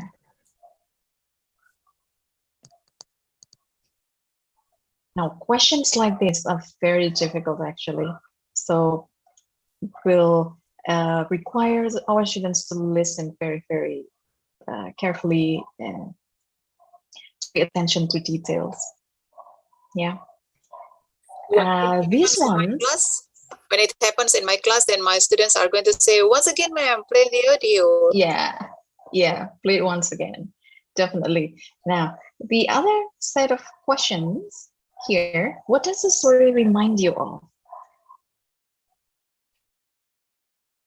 These are quite personal questions. The students may not get everything from the recording, but as long as they understand the gist of the story or the main ideas, then we'll probably be able to answer this question. Or if they just catch just one section from the story, then they will be able to answer this kind of question. How can you relate to Harjit's story? That's similar. So these are types of comprehension questions, but a little bit different. One is based on the text, the oral text, and the other one is based on, partly on the oral text, but also from the student's perspective. Okay, let me go back to these three. So we are looking forward to building accuracy, speed, comprehension. And when our students are able to do this all, means they are going to be fluent in the language. Now, I don't remember whether Pak Willie mentioned about this, but this is the recommended kind of proportion of language learning. Yeah. So Nation in 2007 introduced the concept of the 4 strands. Yeah. So meaning-focused input, meaning-focused output, language-focused learning, and fluency development. So in a language course, we need to put all of this in a way, design our language courses in a way so that we can accommodate all of these things, because our students will need to have, the chance to take a look at these concepts. Yeah. So if we just give our students input, they will be good listeners or readers, but they will not be able to produce the language or use the language. Therefore, we need to give them the chance to work on some activities that are meaning-focused output. If our students are not paying attention to the language, that they may miss a lot of things from the language, the vocabulary, the grammar, pronunciation, and everything. So we also need to give our students the chance to digest the language, the activities need to focus on the language, but not too much. Yeah. And the next one is fluency development. So we want our students to be comfortable and to be confident in listening or reading and speaking and writing. And the fluency development, as Willie said earlier, is actually built by doing that particular skill. So if we want to be fluent in listening, then we should do lots of listening. Alrighty, now when it comes to technologies, now we come to the technology part of this. Yeah. ICT and ELL and ELT, if you may say.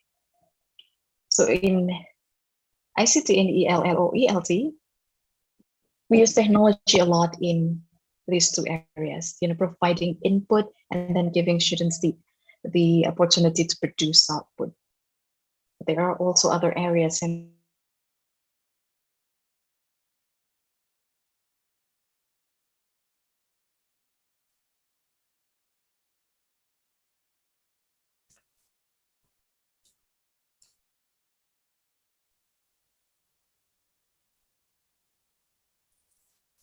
Ivonne, are you there? Hello, Ivonne. Ivonne, are you with us? Hello, Ivonne. Ivonne. She's frozen. Ivonne. Ivonne.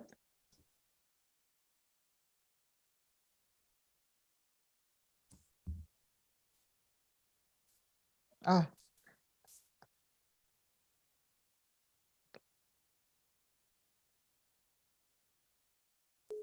Let me check her. Okay. I'm so sorry, ladies and gentlemen. Maybe Bu Ivonne have trouble on her internet access.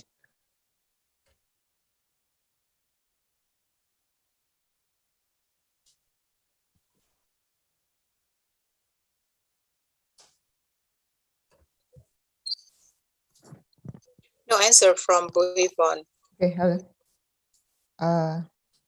Pak Willie, maybe you can share a little bit idea relating to what L2 listening.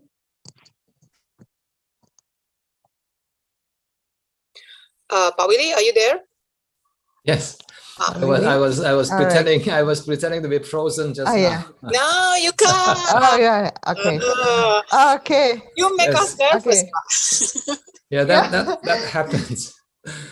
These technical glitches, happen quite often these days. Yes, especially when there's a lot of people, fighting for the Wi-Fi connections.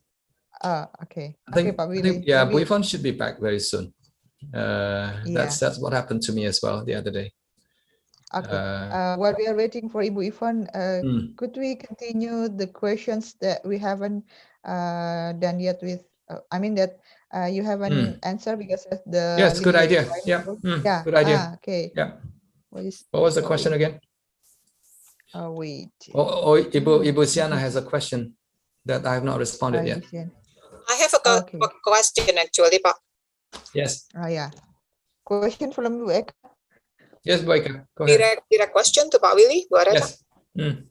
Okay. Sure. Pak Willie, when we are talking about the student's grade, the student's level, then especially in listening, it is very difficult for the teachers to find the suitable materials because, although we can say that there are so many resources out there in the internet, but still there are only few of them which provide the graded for the students, so that we cannot sometimes we think that is it suitable for my students level, or are they going to think that this material is too difficult, or this one is too easy for the students? So perhaps in this case, or do you happen to know any resources in which we can have, or in which the websites or whatever it is has the graded or something graded for the students? Yes, I think I mentioned one earlier on. It's ELLLO. It's a free website. It has hundreds, if not thousands, of listening and video materials. And the materials are graded, leveled according to basic, elementary, intermediate, and advanced. So that is something that we can make use of in order to provide students with opportunities to choose the kind of materials that are, number one, interesting, and number two, reasonably accessible, reasonably easy to understand. Again, understanding is important. I'm going to say it again and again. Very, very important. If the listening is too difficult, you just learn the content, probably. You will learn the content, you know a little bit about the content, but you won't remember. You won't learn much from the language that was used in the speech. So there you go. Ivonne is back. Yes. Yeah. I'm very sorry. I don't know what happened to my Wi-Fi, so just lost it. So it's just no problem, Ivonne. Yes, welcome back. Yeah. Thank you. Yes, I think you can start from the beginning because we have forgotten. We have forgotten what you said. Yeah. Yeah, start with the TikTok video. I like the TikTok video. What do you hit? Okay. Me too. I was laughing actually when I heard that. I laughed. Okay, hold on a second. I think we're here, right? Okay. Yeah. So the first one is of appropriate. Yes. All right. Yeah. All right. Okay. Yeah. So access to sources of input. This is the area in which technology is very, very strong, But the question is, how do we find input that will suit our students' level and include multiple modalities that will later on be helpful for them? So what Willie earlier said about reading while listening, yeah. So they need other sources of input, not just one type. So not just listening to recording, but recording plus. And the next one is to find large quantity and variety of input. Now, appropriate level. N is our current level. N -1 is below our level. N +1 is a little above our level. So this is basically from Krashen, if you're familiar with his work. Now, in intensive listening, usually we give our students texts which are within this level, or even here, N+5. So N+1 to N+5. That's for intensive listening. So we need to think about whether we find sources or resources or materials for intensive listening or extensive listening. For extensive listening, we will need texts which are within this level, N or N-1, or even below that. That is in terms of level. Now, the second one is in terms of modality. Listening to audio only is actually very difficult, especially for beginners. For advanced learners, it's okay. For beginners, it's going to be very, very challenging if they cannot make direct connection between what they hear and what it looks like, or what they hear and how it is written. And that's why many beginners fail to recognize spoken English. Yeah. And therefore, we need to use materials which are not only in the form of audio, but probably audiovisual or multimedia format. And the next one is access to input from the internet that are in quantity a lot, but also very. On the internet, we can find things like podcasts, videos, animation, websites, apps, or TV, radio programs, or games, and many other types. Now let's take a look at, oops, let's go back. Yeah. So this is how we recognize whether a certain what is it, text, it will fit our students or not. Yeah, by taking a look at the levels. So here, if you go to English Central later on, if you have the chance to go to English Central, you'll find that the materials are presented in levels. So either it's for beginner, intermediate, or advanced level. Very easy to recognize because they are labeled. So lucky if you can find something like this. Yeah, and you are even luckier if you can find something like this. I think Pak Willie mentioned this website earlier, so ELLO, because not only that learners can be exposed to different levels of text, or text of different levels of difficulties, but here comes accent variety videos. And there are about 700 videos in this particular 1 minute exercise. Okay, still from ELO. So if you want to later on check, the leveling is actually not only based on length. So earlier we saw that the texts are actually very, very short, half a minute to 1 minute. But they can also be leveled based on the grammar complexity. And so we can see here, so for the level 1, level 2, and level 3 here, based on grammar complexity. Yeah. And CFR A1, this is another A1, this is A2.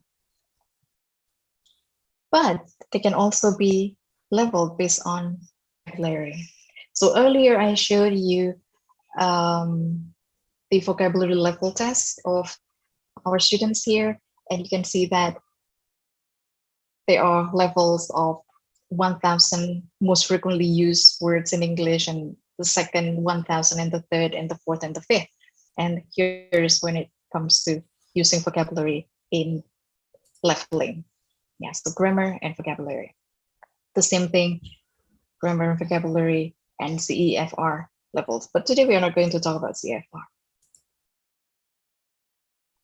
In websites like this, you cannot see the leveling that will inform you as language teachers and learners that this is for you, because this particular website is not developed for language learners. This is for any learners, English as the first language actually, and that's why the leveling is here at the bottom. You can see suggested grade level, first to second, meaning grade 1 or grade 2. And the second one, third to fourth, and that's for second and third level. Now, let's take a look at this. And how do we find one that will fit our students best? Yeah. Now, we need to think about this very carefully. For average native test takers of the age of 4, they already know 5,000 words in English. At the age of 8, they know 10,000 words. Do you still remember the chart that I showed you earlier? Even after 6 years of instruction, formal instructions, our students could barely reach the 3,000 level. Yeah.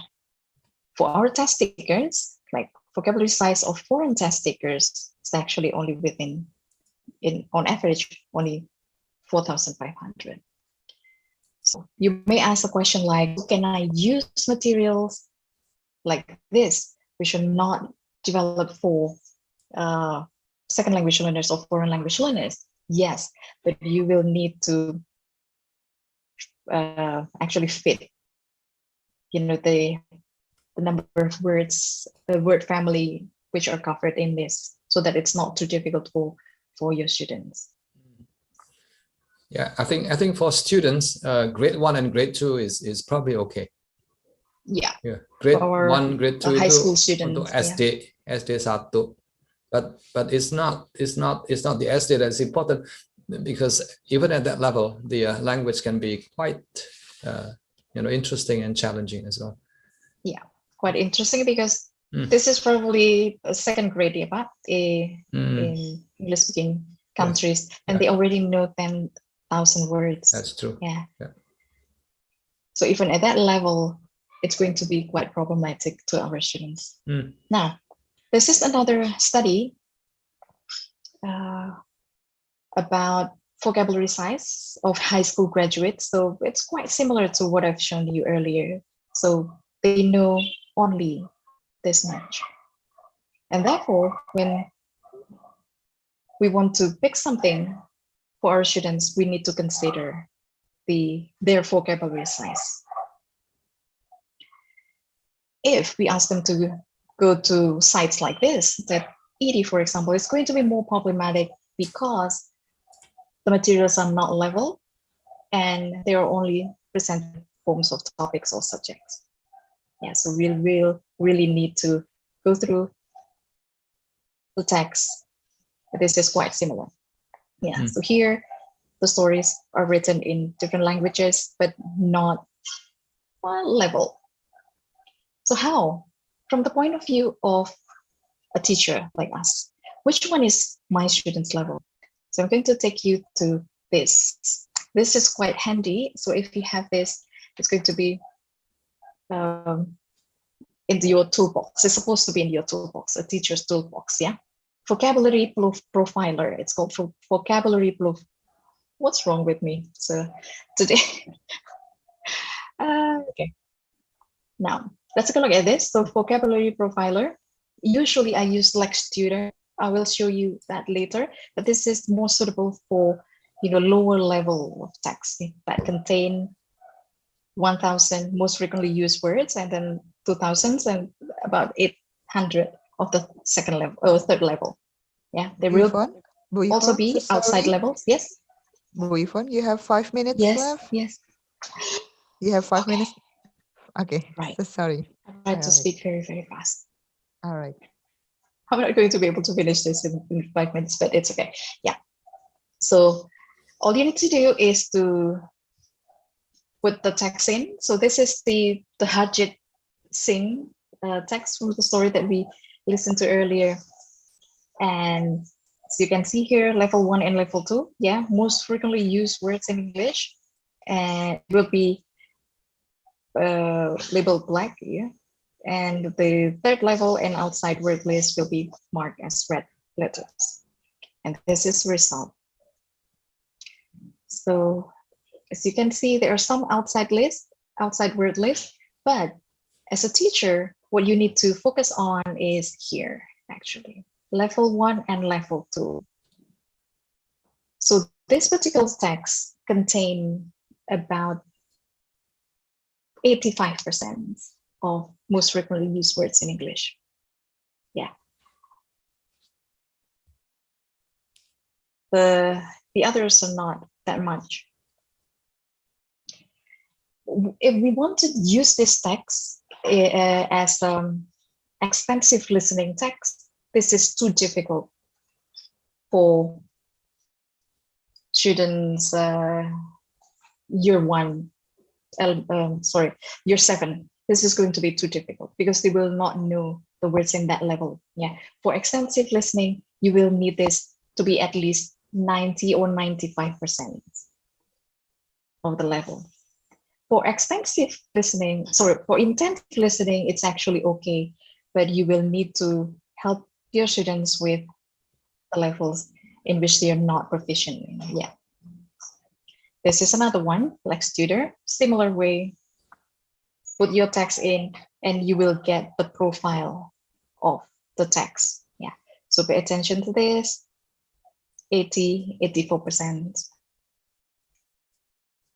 Depending on the type of listening activity that you're going to do, you can fit that by yourself. Now, these are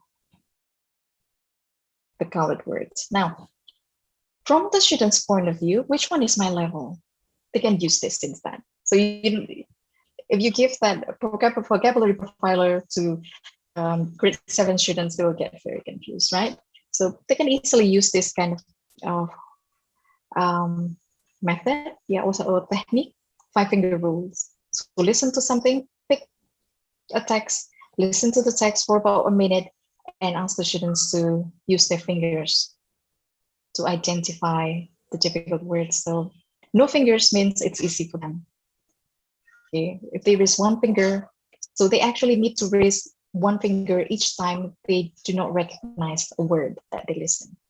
So if they reach 5 fingers, too difficult. Just try ask them to find another text, or you can help them with finding texts that are more suitable for them. So this is especially important in the context of extensive listening, not so much in the intensive listening. So according to Waring, students should be able to understand 90% or more of the content of the story. So if by the end of the 1 minute, you ask the students, can I understand about 90% of more of the story? Oh yes, okay, that is their level. So if you ask them to answer the second question, can I understand over 95% of the vocabulary grammar? And the answer is yes, good, it's their level. It's the right kind of text for them. And if they answer it with yes, for the third question, can I listen and understand without having to stop the audio? That's even better, because it means that they are comfortable at that level. But what if our students get frustrated? How can technology help? With multi-modal input. This is very important. So they have the text, they can listen to the recording, they have the text there, and also they have animation that will help them a lot in comprehending the oral text. This is quite similar. Yeah. So animation and then text.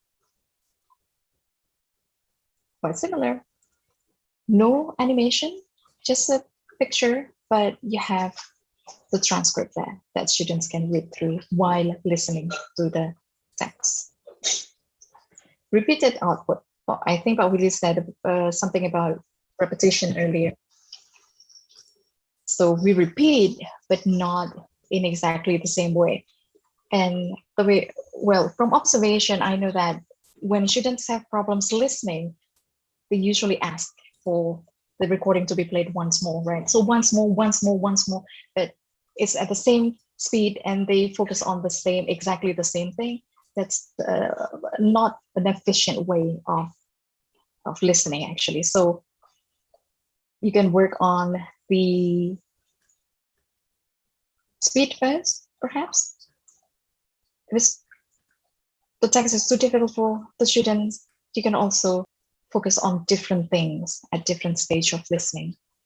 Or you can play audio only, audio plus text, or audio plus visual, or audio plus text and visual, and then go back to audio only. This is very important because from a current research, a group of researchers said that we need to go back to audio only at the end, at the last stage, because we do not want our students to develop over-reliance to text. Yeah. Later on, they will ask for text and audio and text and audio if we do not let them focus on the audio only at the last stage. The next one is adjusted speed. So how can technology help us in this? So I hope I have, whoops. Okay. I'm a bit nervous when I have to do this online because anything that can go wrong will go wrong. All right, so this is the normal speed. YouTube is a brilliant place to do listening activities because you can adjust the speed. You can make it slower. You can also make it faster. Okay, so that's it. You and your students can be connected to the internet, but what if they cannot? This is another example of how we can adjust speed. So this is using an app, desktop app actually, the LC Media Player, and there are many other apps that we can use. So you can actually drag this and make the speed slower and then normal and also faster. So watch out for that playback feature. Yeah, that is very helpful. The next one is series listening. So this is pretty similar to what BTS, the guy from the BTS did. Use materials which are narrow in terms of topics. So if you go to ELO, you will find series of recordings just talking about Irina goes to Vancouver, about the neighbor. So this kind of text is very helpful for students because the language are repeated and they get to know the characters more and more by the time they reach mid series, and at the end of the series they will feel more and more comfortable because they can recycle the language. This is quite similar. If you go to BBC, you will also be able to find something like this. So look for multimodal input and then give your students the chance to adjust the speed of the recording or oral text. Do repetition, but not in exactly the same way, and then focus on narrow topics. Okay, this is a very important concept in second language listening or foreign language listening. Usually we focus on this only, so one-way listening. So after listening to a text, we ask our students to do something to transfer information that they gather from the recording to something else, to condense, or for example, we ask our students to make summary or something. That's condensing information, or duplicating. The example of shadowing, it will fit into this duplicating. Choosing is when students are given multiple choice type of items, answering, short answer, long answer. Extending, this is a little bit more advanced because students listen to something, a piece of the text. Sorry, it's my neighbor's noise from a neighboring house. So extending, they listen to an oral text and then they can create their own endings or something like that. That will fall into this extending kind of activity. And modeling, it's when they use, duplicating. Duplicating will be dictation activities. Modeling is the shadowing. Yeah, but we rarely actually do the second bit of this. So two-way listening by conversing, because speaking is actually part of this. And I hope that teachers will focus more on this instead of the first group. So one-way and two-way listening. One way, in one-way listening activities, listeners do not interact with the speakers. Yeah, so instead, they mainly concerned with obtaining information and knowledge from the text. So something like this that we usually do, right? Multiple choice. This is using Edpuzzle, the apps that Willie asked about earlier. So I'm not going to play this. I'm going to skip this. This is quite similar, yeah, from tab ED. So this is the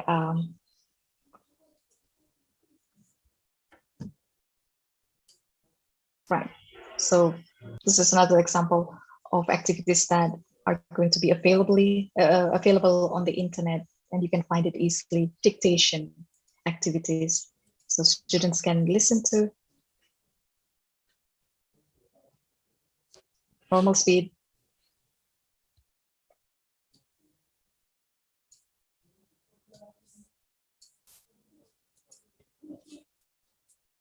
That will give the chance for the students to write, to type, and then listening to the normal speed again to check, and they can check their answers. So activities like this are,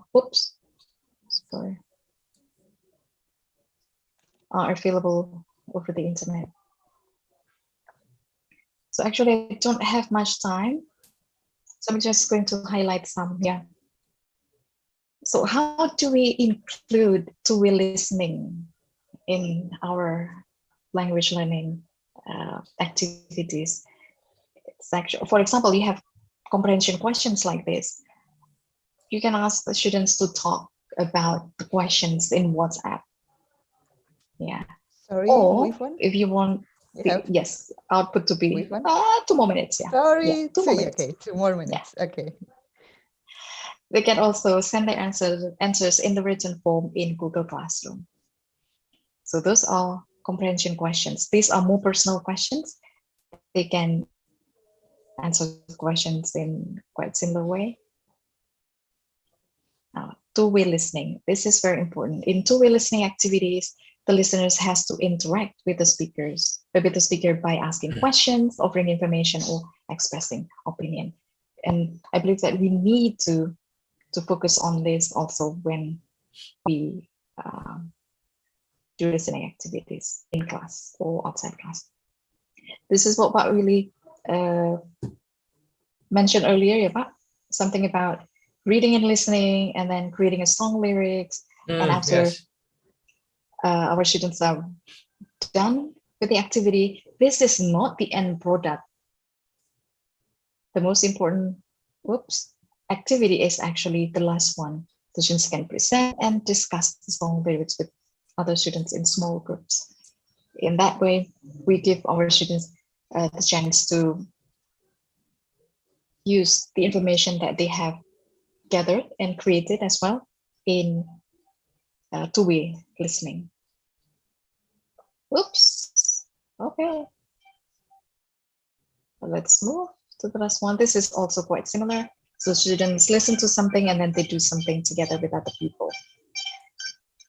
Other apps that students can use are something like this. So this is Monly. I'm going to, I don't know whether you can hear this.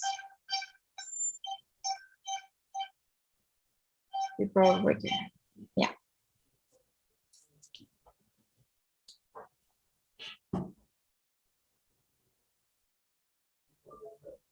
Okay. Let me go back. So learning apps like this will build our students' independence a little bit more.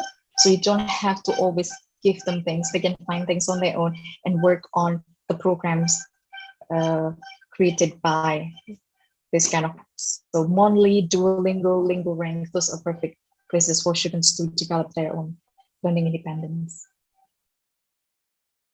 So I'm going to go to the last. We can also use personal assistant. Have you ever tried this? Anyone, Willie, have you ever tried talking to your personal assistant? Yes. So depending on the kind of gadget that you have. For example, Siri, you can ask Siri and then Siri will reply back to you.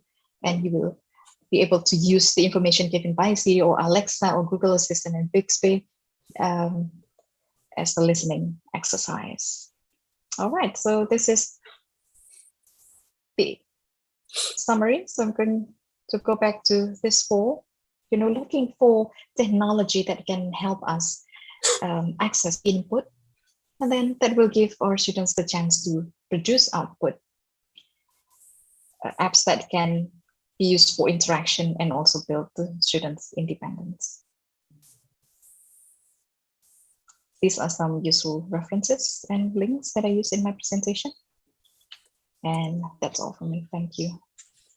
Sorry for the technical problems earlier. Yeah, okay. Thank you very much, Bu Ivonne. Please give applause for Ibu Ivonne, ladies and gentlemen. All right, so Ibu Ivonne, actually, we have question directly from Ibu Levi. Ibu Levi Novianti. Okay, yes, time is yours for giving the questions to Okay, thank you, Ibu Arita. I don't expect that I'm the first one. Okay, thank you very much, Ibu. Ibu Ivonne, how are you? It's nice presentation. Good, Leffy. Yes, thank you, Ibu. Leffy. A bit messy because I was. Yeah, I was distracted. it's okay. Ibu, considering listening comprehension and listening acquisition that we have talked before with Pak Willie, in your opinion, what aspect of listening should we pay attention for each level of our students, Ibu? Perhaps for beginner, intermediate, what aspect of listening that we should focus, or we put the focus from the text or the material only, or we should focus on the level on the aspect of listening? I mean, Ibu. Okay, so it will depend on the level of the students, I believe. When you're at the beginning level and you have almost none of the language that you learn, it's going to be very difficult to just focus on meaning. Yeah, or just acquire something. It's going to be very difficult. This learning a language, I believe it's like building a house. So you need to build the foundation bit by bit. So lower level, you'll probably need to focus on the language a little bit more than the meaning. And then as you go up to a more advanced level, then flip it. So less language and then more on the meaning.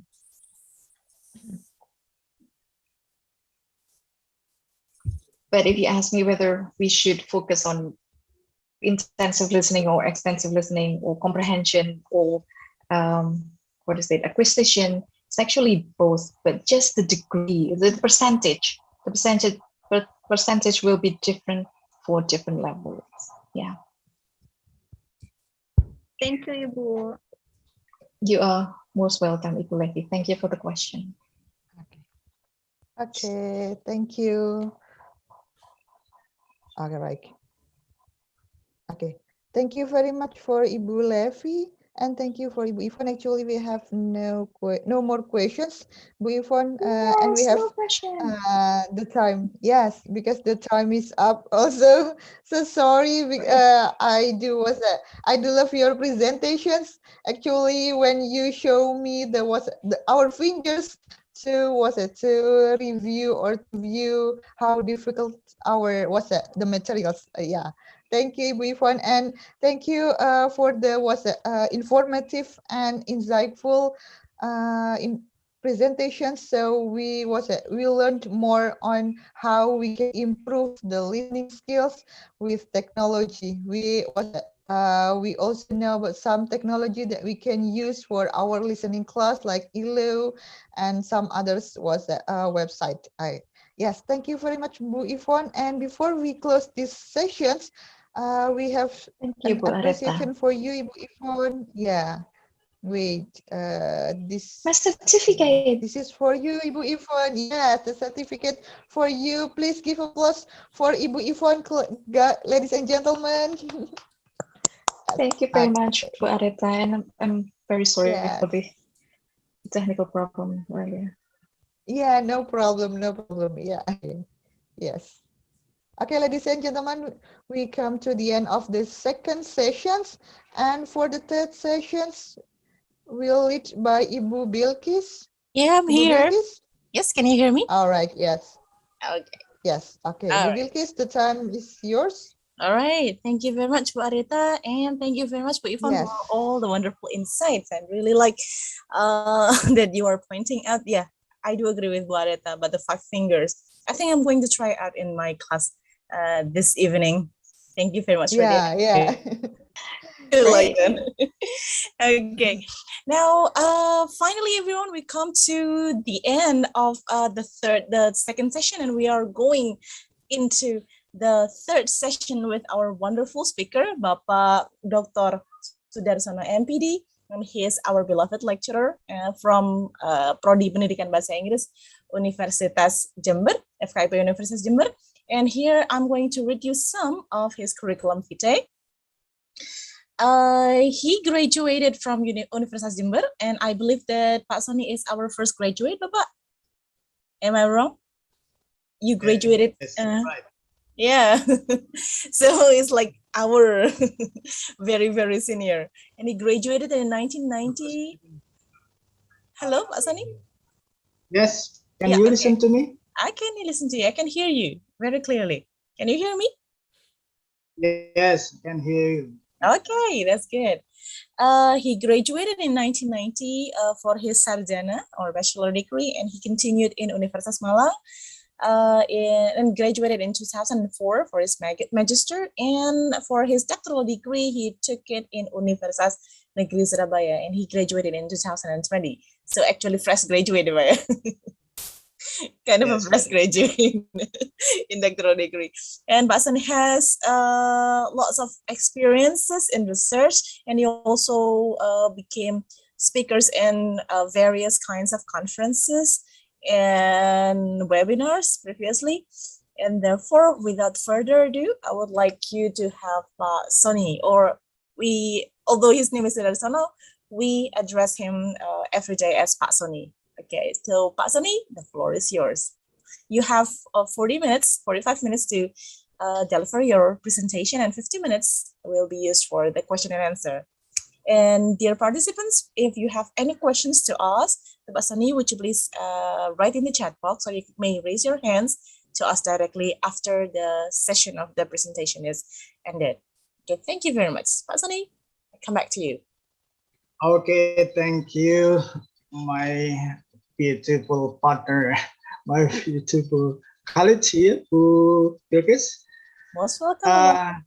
Yes, it is the last session is the third speaker. It is me that has been introduced by Turkish.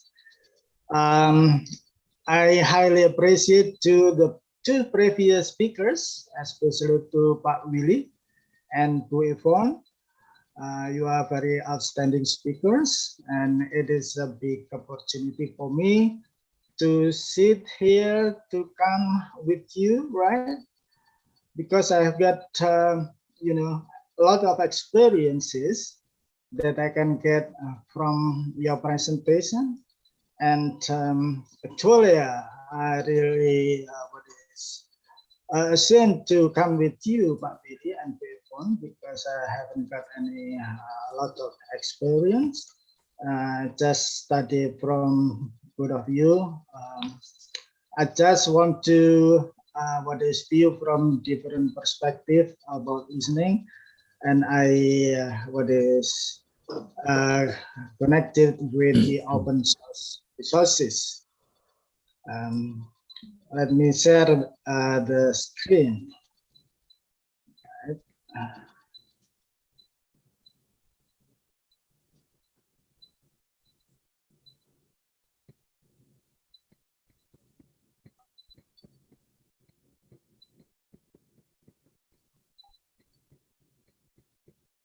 Okay, let me share this.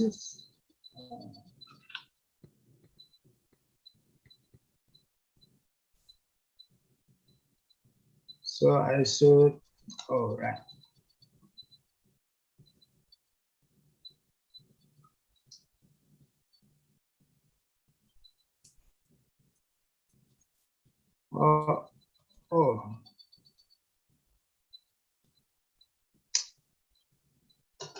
Could I display the slideshow? I cannot hide this. If you cannot, this one. Yes, the one next to the 70%. Can I drag it down? Okay. Sorry. You can click the one next to 70%. That's the slideshow. Oh, this problem. If you have problem with the slideshow, you can just click the slicer. Because sometimes, yeah, it is on slideshow already. Right.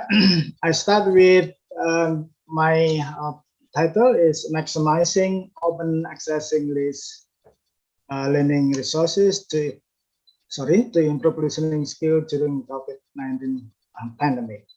Why I feel from this perspective?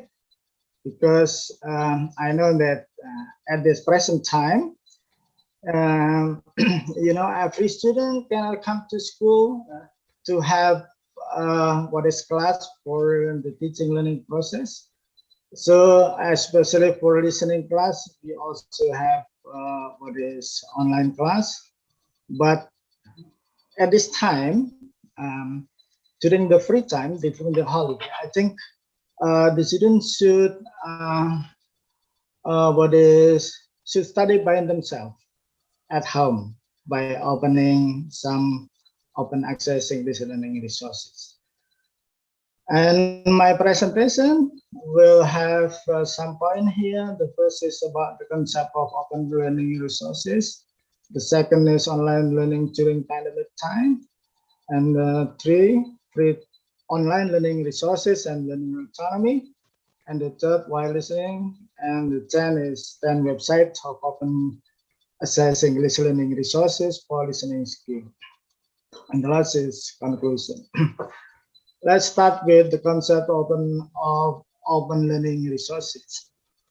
Now, I think everybody has known about the concept in this point, and especially Pak Willie and Ivonne, I think you have been really understood on this concept. Open learning resources are digitalized material over freely and openly for educators, students, and self-learners to use and reuse for teaching learning research. Meaning that this open learning resources are for users, for any user, right? Not only students, but also educators like us, and also researchers with different levels of age.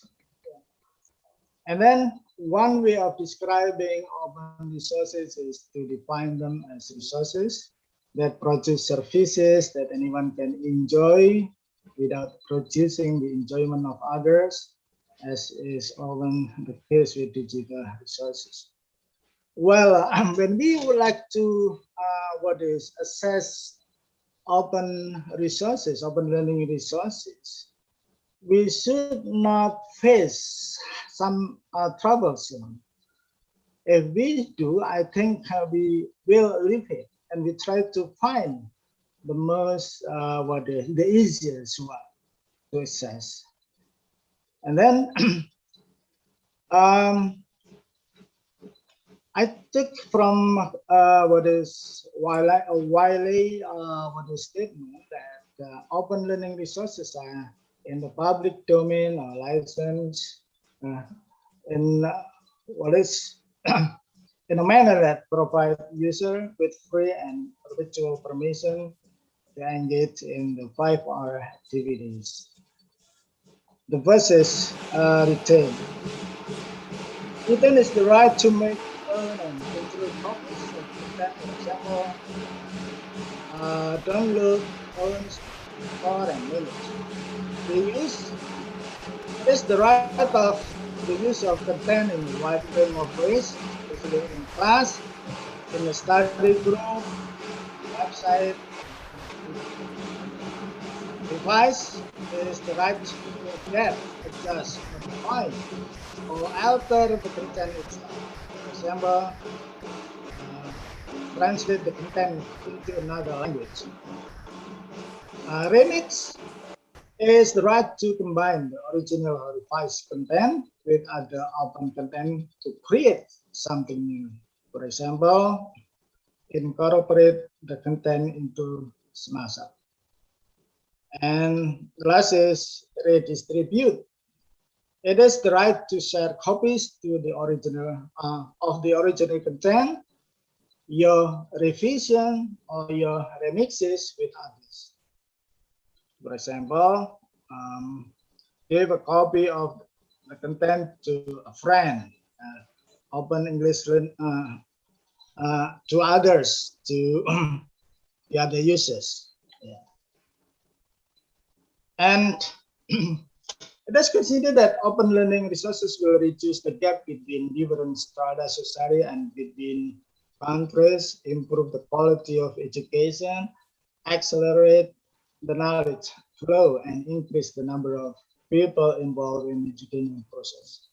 And because there are so many people behind who are using the open learning resources. So we don't know whether they are from Africa, America, Asia, Europe, or maybe Latin America. So it can reduce the gap between strata society. We don't know who use the open learning resources, whether they are professor, they are student, they are a clever student or unclever student. And then open access English learning resources commonly provide a wide variety of English language material aimed at students in different skill level. Yeah, we have just followed Pak Willie and the Ivonne presentation in the last step. Ivonne just shown us an example of what is website that provides some listening material, and there are some levels that can be assessed, that can be adjusted by the user from the beginning, the beginner into advanced. Commonly, open resources will provide such kind of level.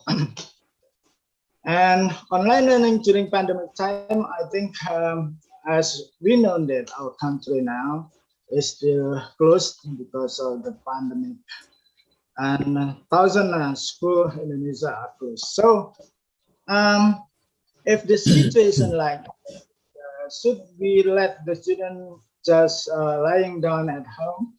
Should we let student just play with their gadgets, or we never have any instruction or suggestion to learn by using their gadget, using some open learning resources to improve their English competence. No, we should also invite them to open some learning resources, because open learning resources is free, they don't have to pay. I think you can do it easily. And the closer school, colleges, and university are shifted teaching and assessment around the world to online platform. Right now, so the founder of the platform, of course, now become richer and richer. For example, Zooms, Google Rooms, some other platform. But we don't care because we use it, we need it, and our students need it, no matter. And as long as the platform can help us to make our student practice easily and get some benefit from the platform. And within the context, teacher in the ELT department tried to adapt the new normal, struggle to move their pedagogical practices to online environment, and they conducted the lessons either synchronously or asynchronously, sometimes both. Well, the condition of pandemic forced us to conduct the teaching learning process using platform that fortunately our university provide us freely, and assume that we can use for more than 1 hour. And right, we can use it synchronously with the student to directly have live teaching learning process, but some do it asynchronously, that you just leave them some files to be learned and be studied by the student. And the challenges toward teaching listening are now better understood because of new strategies contributing to effective listening, and moreover, the widespread availability of technology support the language learners, enhancing the listening skill. Yeah, we're lucky that some technologies that we can access now is very very good and interesting. Yeah? So can make the student never get bored of using the technology, and even with the technology, I think the student can have better improvement in certain learning purposes, like listening or reading on the other English skill. And now we come to open online learning resources and learner autonomy. And we know that autonomy is defined as the ability to take charge of one's own learning, to have and to hold responsibility for all the decisions concerning all aspects of this learning. That's the point is the ability to take charge of one's own learning and the responsibility for the decision. It is what is the definition of autonomy given by Hollex. And some specific decisions following the learner responsibilities, such as determining the objective, defining the progression, selecting methods and techniques to be used, monitoring the procedures of equalization, evaluating what has been acquired. And this step of responsibility, I think it is very good for the student to practice of listening with the purpose of improving their ability. But you know that in this step, it should start by determining the objective. What the student want to improve, like to have what is their understanding better, or like to just correct their pronunciation or something like that. And defining the content and progression. The content should also figure out by the student what content that it should have. Can be what is printed, or can be videos or something like that. And selecting methods and technique to be used. The technique of what is learning the material should be selected with what is suitable with the learners, and the learners can take which one is good for them, because if the technique is not good for them, I think the learning process is not fun. It's not, it cannot be enjoyed. Monitoring the procedures of equalization and evaluating what has been required. Monitoring, I think the students should monitor their progress by doing 1-2 steps of evaluation of exercises. They can find how they get their progress. Because in some open learning resources, the website also provides some way of scoring, right? After doing some exercises, they can get the score directly in line with the correct answers or false answer there. And evaluating what has been acquired. Yeah, it is important to evaluate how well they get the progress, all right? And if they feel that they are not satisfied with the progress, I think they can repeat and repeat again and find some other resources, some other open resources, not only 1, 2, 3, but there are tons of open learning resources in internet. And it is our benefits. Even teachers, and me myself, often use those resources to find the material for teaching my students. And open educational resources and open practice is a lot more individualized learning, a better learning experience, and improved use of resources, which promote equity by increasing the ability of knowledge, because individuals may learn anytime, anywhere, with the support of anyone using the device. Yeah, I think it is clear. Well, I found a research, a proof regarding the participant views on autonomy, online resources, and how they might have been empowered by using such resources in the learning experience. Habram found that learning with online resources made the participant as learners possess the characteristics as taking more responsibility, being more motivated. This is the first finding. And the second finding is, as learners, they got improvement in their skills and were able to evaluate themselves. Yeah.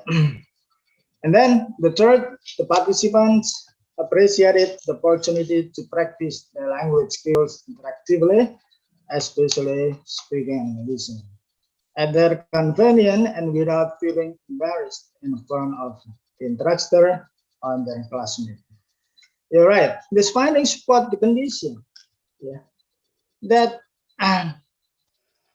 the participant appreciated the opportunity to practice the language skill interactively, yeah, because they can be briefly speak with others without being embarrassed in front of the instructor. And when they find themselves got difficulties, they find that their answering the listening practices, the listening exercises, they will face a kind of embarrassment. They will not face a kind of embarrassment. What is that as the risk of the failure or something like that. And then having many multimedia type materials online made the learning experience interesting, engaging, and exciting for participants. Well, these are the the finding of Habram research that is located in Saudi Arabia. And using open online learning resources can foster learning autonomy. All right. I believe when our students do practice a lot in using material from the open access resources, we will get what is a surprise when when the real teaching learning process happens. It will be open in a few months. That the skill will get better improved, even beyond the target that we state that is in our curriculum. Yeah, because listening is need of skill that a lot of practices should be done by the student. Yeah. And listening, I think, it's not like reading, it's not like other skill. Since it is considered as the most difficult skill, I think, and the portion of practicing should be more than other skill. it is what I always would stress to my students to do more practices listening. Yeah, especially with native speaker record voices that we can get from and they can download it from other resources. If they just listen to us Indonesian speakers, yeah, I think their improvement is not so good as they listen to the native speaker. Yeah, but it won't happen to Pak Willie student, I think, and the Ivonne student. That it's really what is your both pronunciations are much better than us, especially me. And while listening, because listening awakens awareness of language as it is receptive skills that first develop in human being. Yes, Pak Willie explained previously, right? When student just newly born, when baby newly born, we just recognize mom of something like what is single word, mami, kamalima. When it is in the condition of having good ears, listening capability, then they are what is deaf. I think we can have that kind of what is ability. Well, and more than 40% of our daily communication time spent on listening, with 35% being dedicated to speaking, 16% devoted to reading, and only 9% of daily communication is being occupied by writing. Yes, 40%. Well, it reflects that this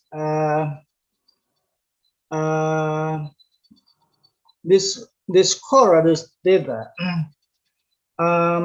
show us that listening is very what is important. It's badly needed, and as the skill that firstly owned by the student speaker before they have what is good skill of communication.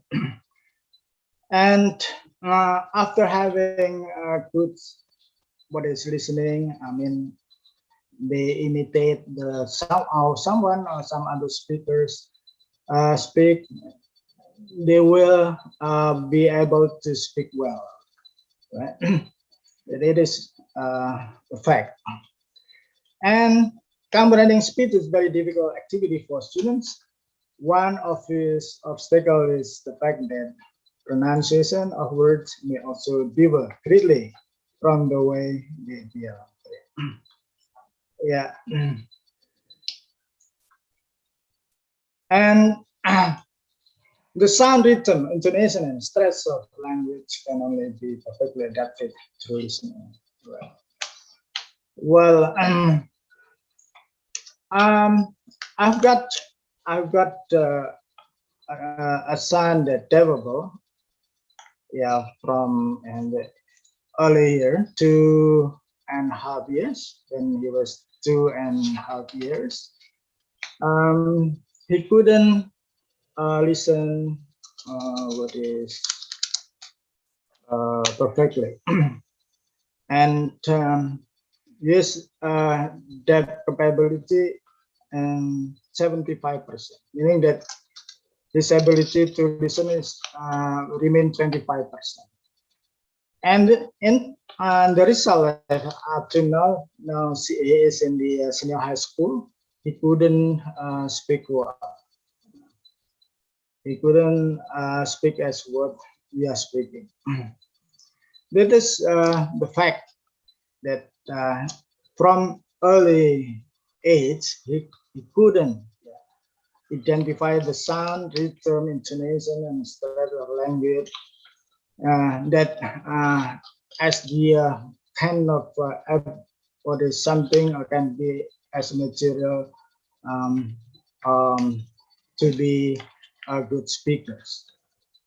Well, it differs from us that we have normal listening, normal ears, that from the early age we can listen anything, and we can what is distinguish the sound, kind of intonation, stress, so we can speak perfectly now. And then listening to recorded native speaker voices will help learner identifying and imitating correct pronunciation correctly. That's why, and the existence of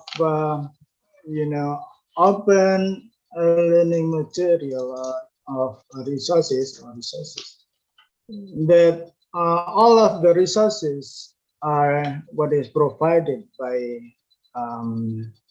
native speaker. These resources are very, very valuable for our students. But it depends on their motivation. When they have a characteristic of learner autonomy, as we discussed, as I just what is conveyed previously, that when they have got the responsibilities and they have a kind of what is motivation, purposes to improve their listening ability, you'll try to find those open material resources. Yeah, we know that the student condition facing something like financial condition. When they have to pay paid resources, I think they will never open this kind of website. So that's why we encourage students to open many various kinds of open learning resources. Right. As I told you, yeah? You still have 10 minutes to go? 10 minutes to go, right? Yes. Thank you. Maybe less. Okay, it's okay then. Okay. Since listening is considered as the most difficult skill, one more time, it should be more practiced by the student, right? And then I just found 10 websites of open access English learning resources for listening skill. Some of them has been what is presented by Ivonne and by Willie, and commonly the 10th website open this or the assessing this learning resources is familiar for the student, but it depends on the purposes of practices. If the student,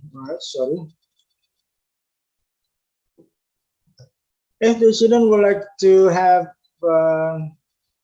what is some material what is presented using video, I think they can use they can open ESL video, right?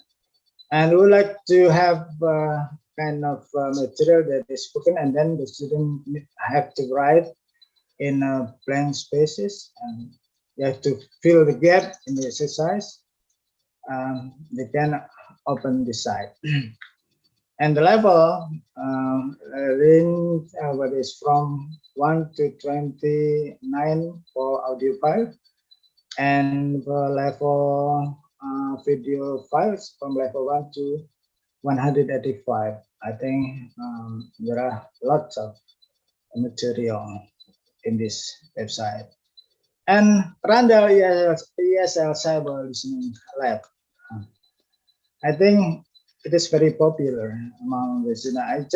I want to ask the student, when you are what is practice listening, when you are practicing for listening, what kind of website that you often visit?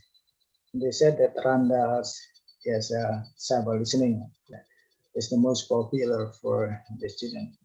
And the levels it is from easy to difficult, and there are also basic English quizzes, academic English listening, English culture videos, and the files are audio and videos now.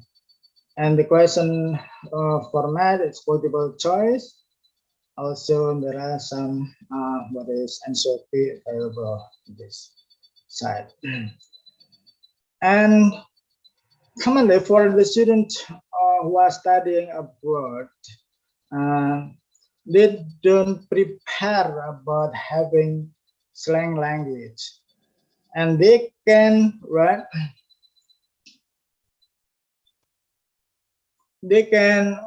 practice identifying or understanding this language by opening this website. Yeah. Maybe if our students who like to continue their study abroad, I think it is very helpful. This site is very helpful. The files are audio and multiple choice and gap filling is a kind of question format, and there is also answer key available. And the rest of the websites are like this. For the student now, when they are in the conditions of COVID-19 pandemic, some of them will get what is stressful when we ask them to practice the difficult material. I think it wouldn't be helpful. It wouldn't be beneficial for them. So we give them some website that entertainment, lyric training, and lyric gaps. This website present song materials, song material for students, and they can adjust their ability by what they find in what level they are. And the songs is divided in many genres. Can be pop, and be jazz, it can be reggae, something like that. And I think the files are provided in the form of video, right? And comes to the end of my presentation. The conclusion is open learning resources are digitized materials offered freely and openly for educators, students, and self-learners to use and reuse for teaching and learning and research. The closure of schools, colleges, and universities has shifted teaching and assessment around to online platforms. And listening awakens awareness of the language as it is a subjective skill that first develops in a human being. And open educational resources and open practices allow more individualized learning, a better learning experiences, and an improved use of resources, which promote equity by increasing the availability of knowledge, because individuals may learn anytime, anywhere, with the support of anyone using any device.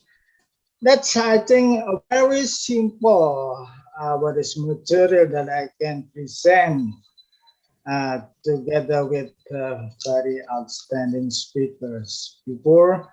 And thanks, Pak Willie and Ivonne, that I got a lot of experience by following your presentation, and maybe someday I would like to learn more about anything from you, especially online presentation like this. And thank you, Bu Bilkis. Yes, you're most welcome, sir. Yes, I think it's enough. Yeah, I give it back to you. Okay, thank you very much for the wonderful presentation, sir. Yes, that's right. Pak Soni's research interests particularly involves with learners' autonomy, if I'm not mistaken. Isn't it right, sir? Yes, right.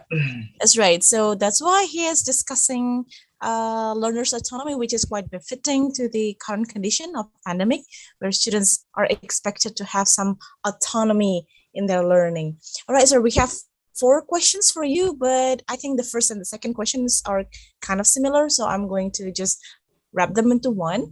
The first and the second question is from Ibu Duti Folia and Ibu Dini Irawati. Pak Soni, my question is, how can the teacher assess the students' autonomous learning in autonomy in learning listening? That's the first. And the second question is, how do teachers provide online listening feedback? So assessment and the feedback on the listening. The first, I would like to answer the first question, and the second I would like to ask you again later. Right? Well, how we can identify that student practices learner autonomy in what is practice listening? Yeah, we can ask students with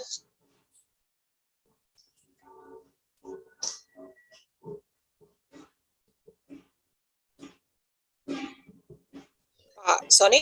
Hello, Pak Soni? Perhaps there is a trouble on the connection because I think so. at campus the connection is not good. Okay. I'm really sorry about that. Okay. Hello? Can you listen to me? Yes. We can Hello? hear you. Yes, we can hear you back again.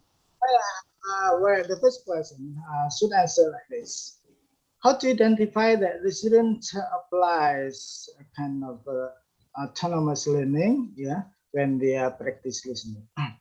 Well, we should ask the student whether they follow the procedures of autonomous learning factors that we understood. Right, the first, well, we ask the student whether they have whether they have stated the goal of their learning. What is the purpose of their learning? For what purpose? You should understand that. If they don't answer anything, yes, you can identify that they have no that kind of what is learner autonomy application. And the second, what kind of material that following the goal or the purpose of the learning and their learning. When they have stated that I have goal, I have purpose, I should choose the material like this. I should the material, whether the material is videos file or audio file, it depends on what their purpose. And the third, we can ask the student whether they what is apply a kind of technique or strategies of listening, right? And the fourth, but then they also follow their progress, check their progress by doing some exercises. The first exercise is good or not. The second, the third, yes, follow that status of exercises. Meaning that they follow that progress. And the last, they have to evaluate. We ask the student whether they make kind of evaluation, self-evaluation for their activities. Okay, that is the first question. The second is, about the listening feedback. Where can the students, how do you provide online listening feedback? Well, sorry, this is unclear to Bilkis. Hello, can you hear me? Hello? Yeah, right. Okay. Bu Dini Irawati asked you about how do teacher provide online listening feedback? Right.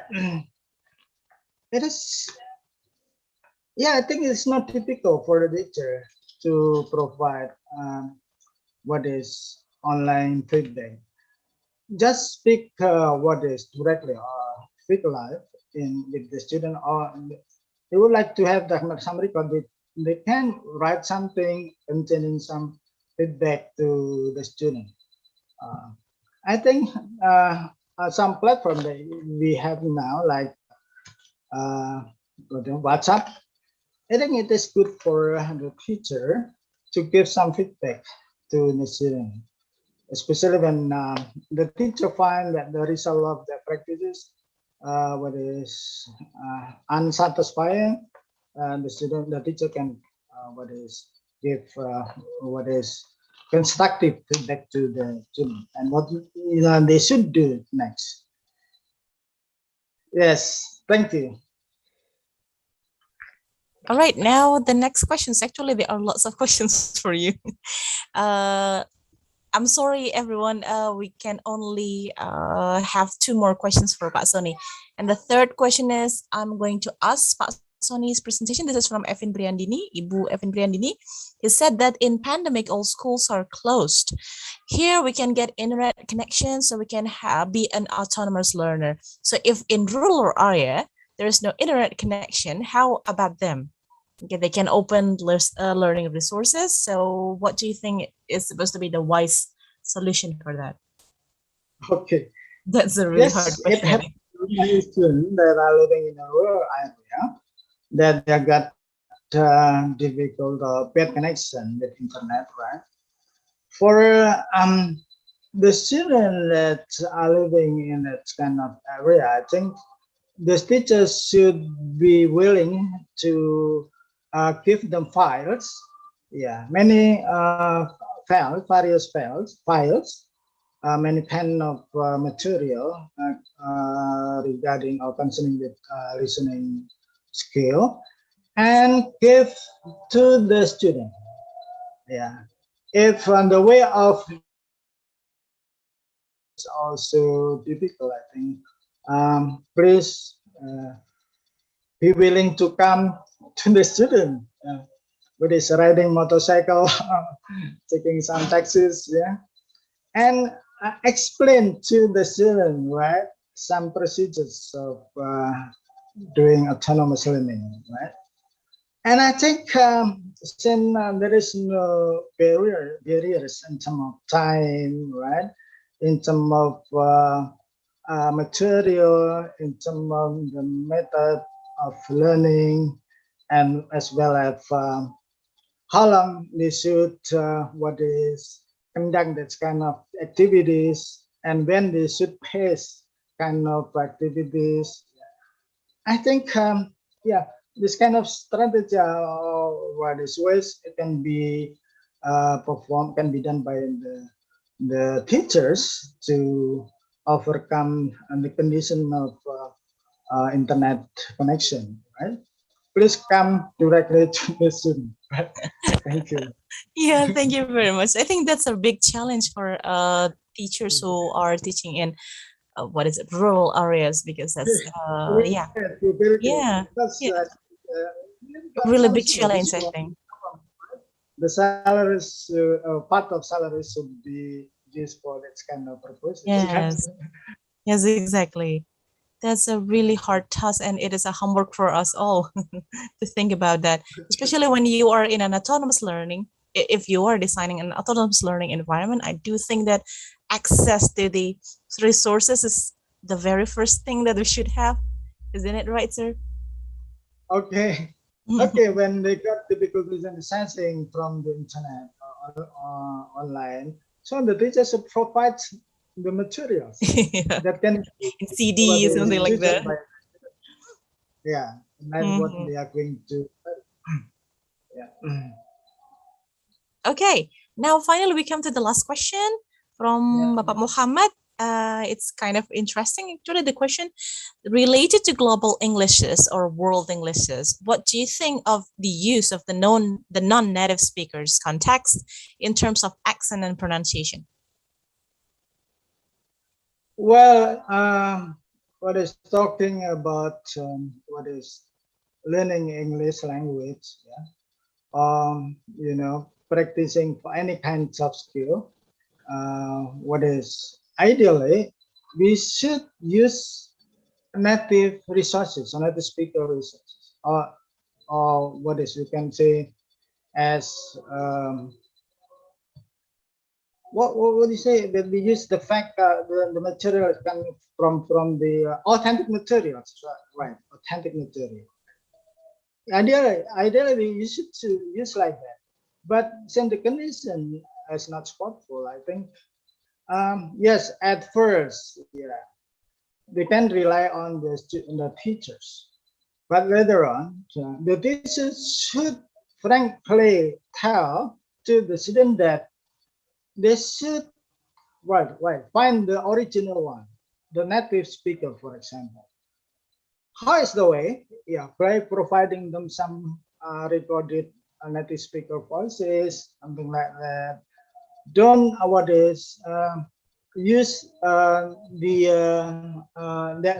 teacher voices. It is not good for learning language.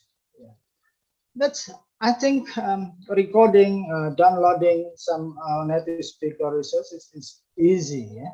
We can do it when we find some good connection of the internet. So when we go to the school that located in a very remote area, I think we can find some file and we play it at school when we come there. I think that's one of the solutions. Maybe I believe that there are some other solutions can be found by some practitioners or educators. Yes, thank you. Okay. Thank you very much, and thank you everyone for the questions. I'm sorry, there are two more questions, but it seems that we need to come to the end of our third session today. All right, one more time, thank you very much, Pak Sony, and thank you very much for the participants. Yes, you're welcome. Thank you, Pak Willie, Ivonne.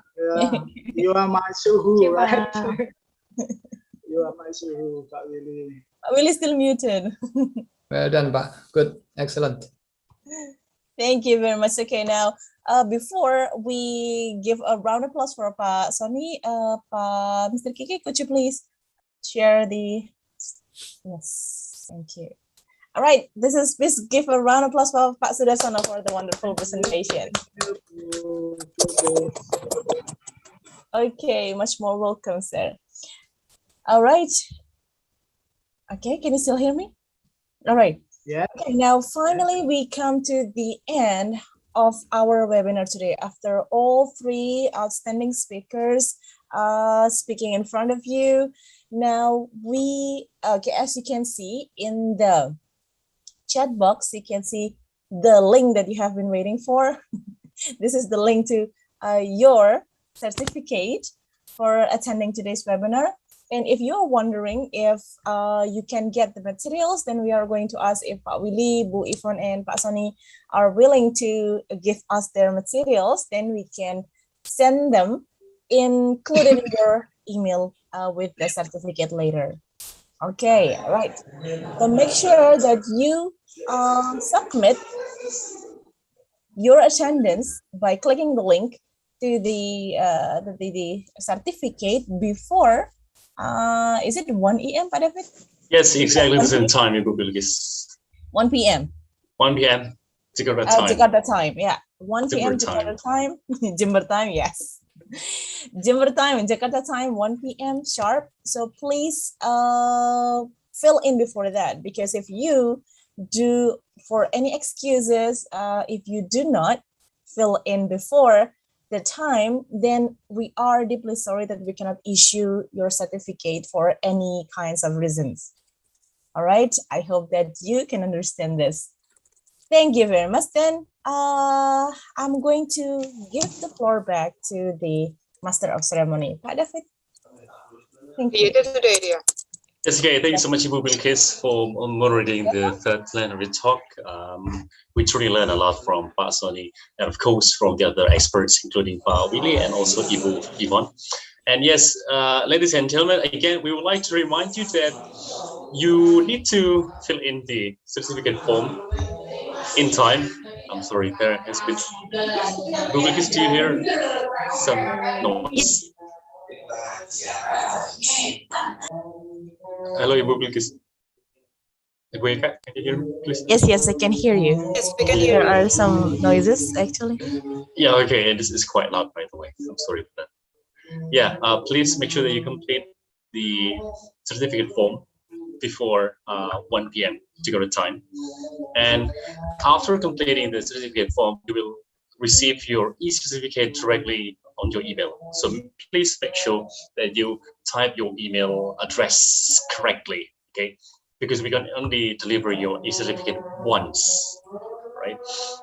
Well, again, ladies and gentlemen, that is actually the end of today's international webinar. Again, we would like to invite you to join us to give a round of applause to our outstanding keynote speakers, including Dr. Willie Renandia, Dr. Ivonne, and also Dr. Suderson. Thank you so much. It's our real pleasure to have listened to your presentations and learning so many interesting ideas on teaching listenings. We do hope that you have the chance to listen to your presentations in another webinar. Thank you. Thank you. Don't leave this Zoom yet, Pak. Let me take some photo session. So, Bapak Ibu, will you please try to be on cam so that I can capture your being here in our webinar? There are 14 pages here, so please give me your best 14 smiles because we don't know on what page you are going to be. Okay, the first one, the first slide. Here we go. 1, 2, 3. The second one. Okay. The third one.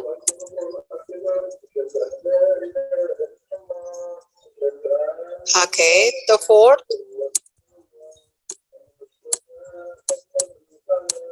The sixth.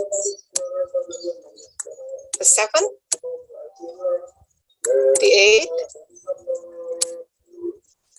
The ninth. The 11th,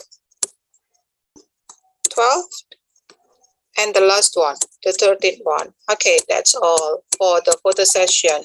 Once again, Bapak Ibu, Pak Willie, Bu Ivonne, and also Pak Sony, thank you very much for being here with us. Thank you very much for sharing your knowledge, your insightful and fruitful information. And Bapak Ibu, I do hope that we can get the benefit of having of joining this webinar, and I do hope that we can also share or we can also apply everything that we get from this webinar into the teaching of process that happens in our class. So finally, once again, Bapak Ibu, thank you very much for coming into our webinar, and see you in the next webinar. September. Next 2 weeks, I think we are going to be again here with Pak Willie. We are going to have like bi-weekly webinar, ma'am. Yes. Every 2 weeks we are going to have the webinar. Yeah, it's going to so be yeah, everybody, Bapak Ibu, please stay tuned because we are going to have the webinar in every 2 weeks. So we are going to be in another next 2 weeks. Yeah, in another 2 weeks with Pak Willie. And some other resources. Thank you very much, Bu Ivonne. Thank you, Pak Willie, and Pak Sony. Thank you, Bu Eka. Thank you so much, Bu Ivonne. Thank you, Pak It's a pleasure. See you next week, Pak Willie. Thank you very much. See Thank you, sir. Thank you so much. Bye, Bu Rusiana. Bye. Yeah, Pak Willie, I share the link of this webinar to our IRA group. So that is why some of the ERA members are here. Yes, ERA members. Yes. Yep.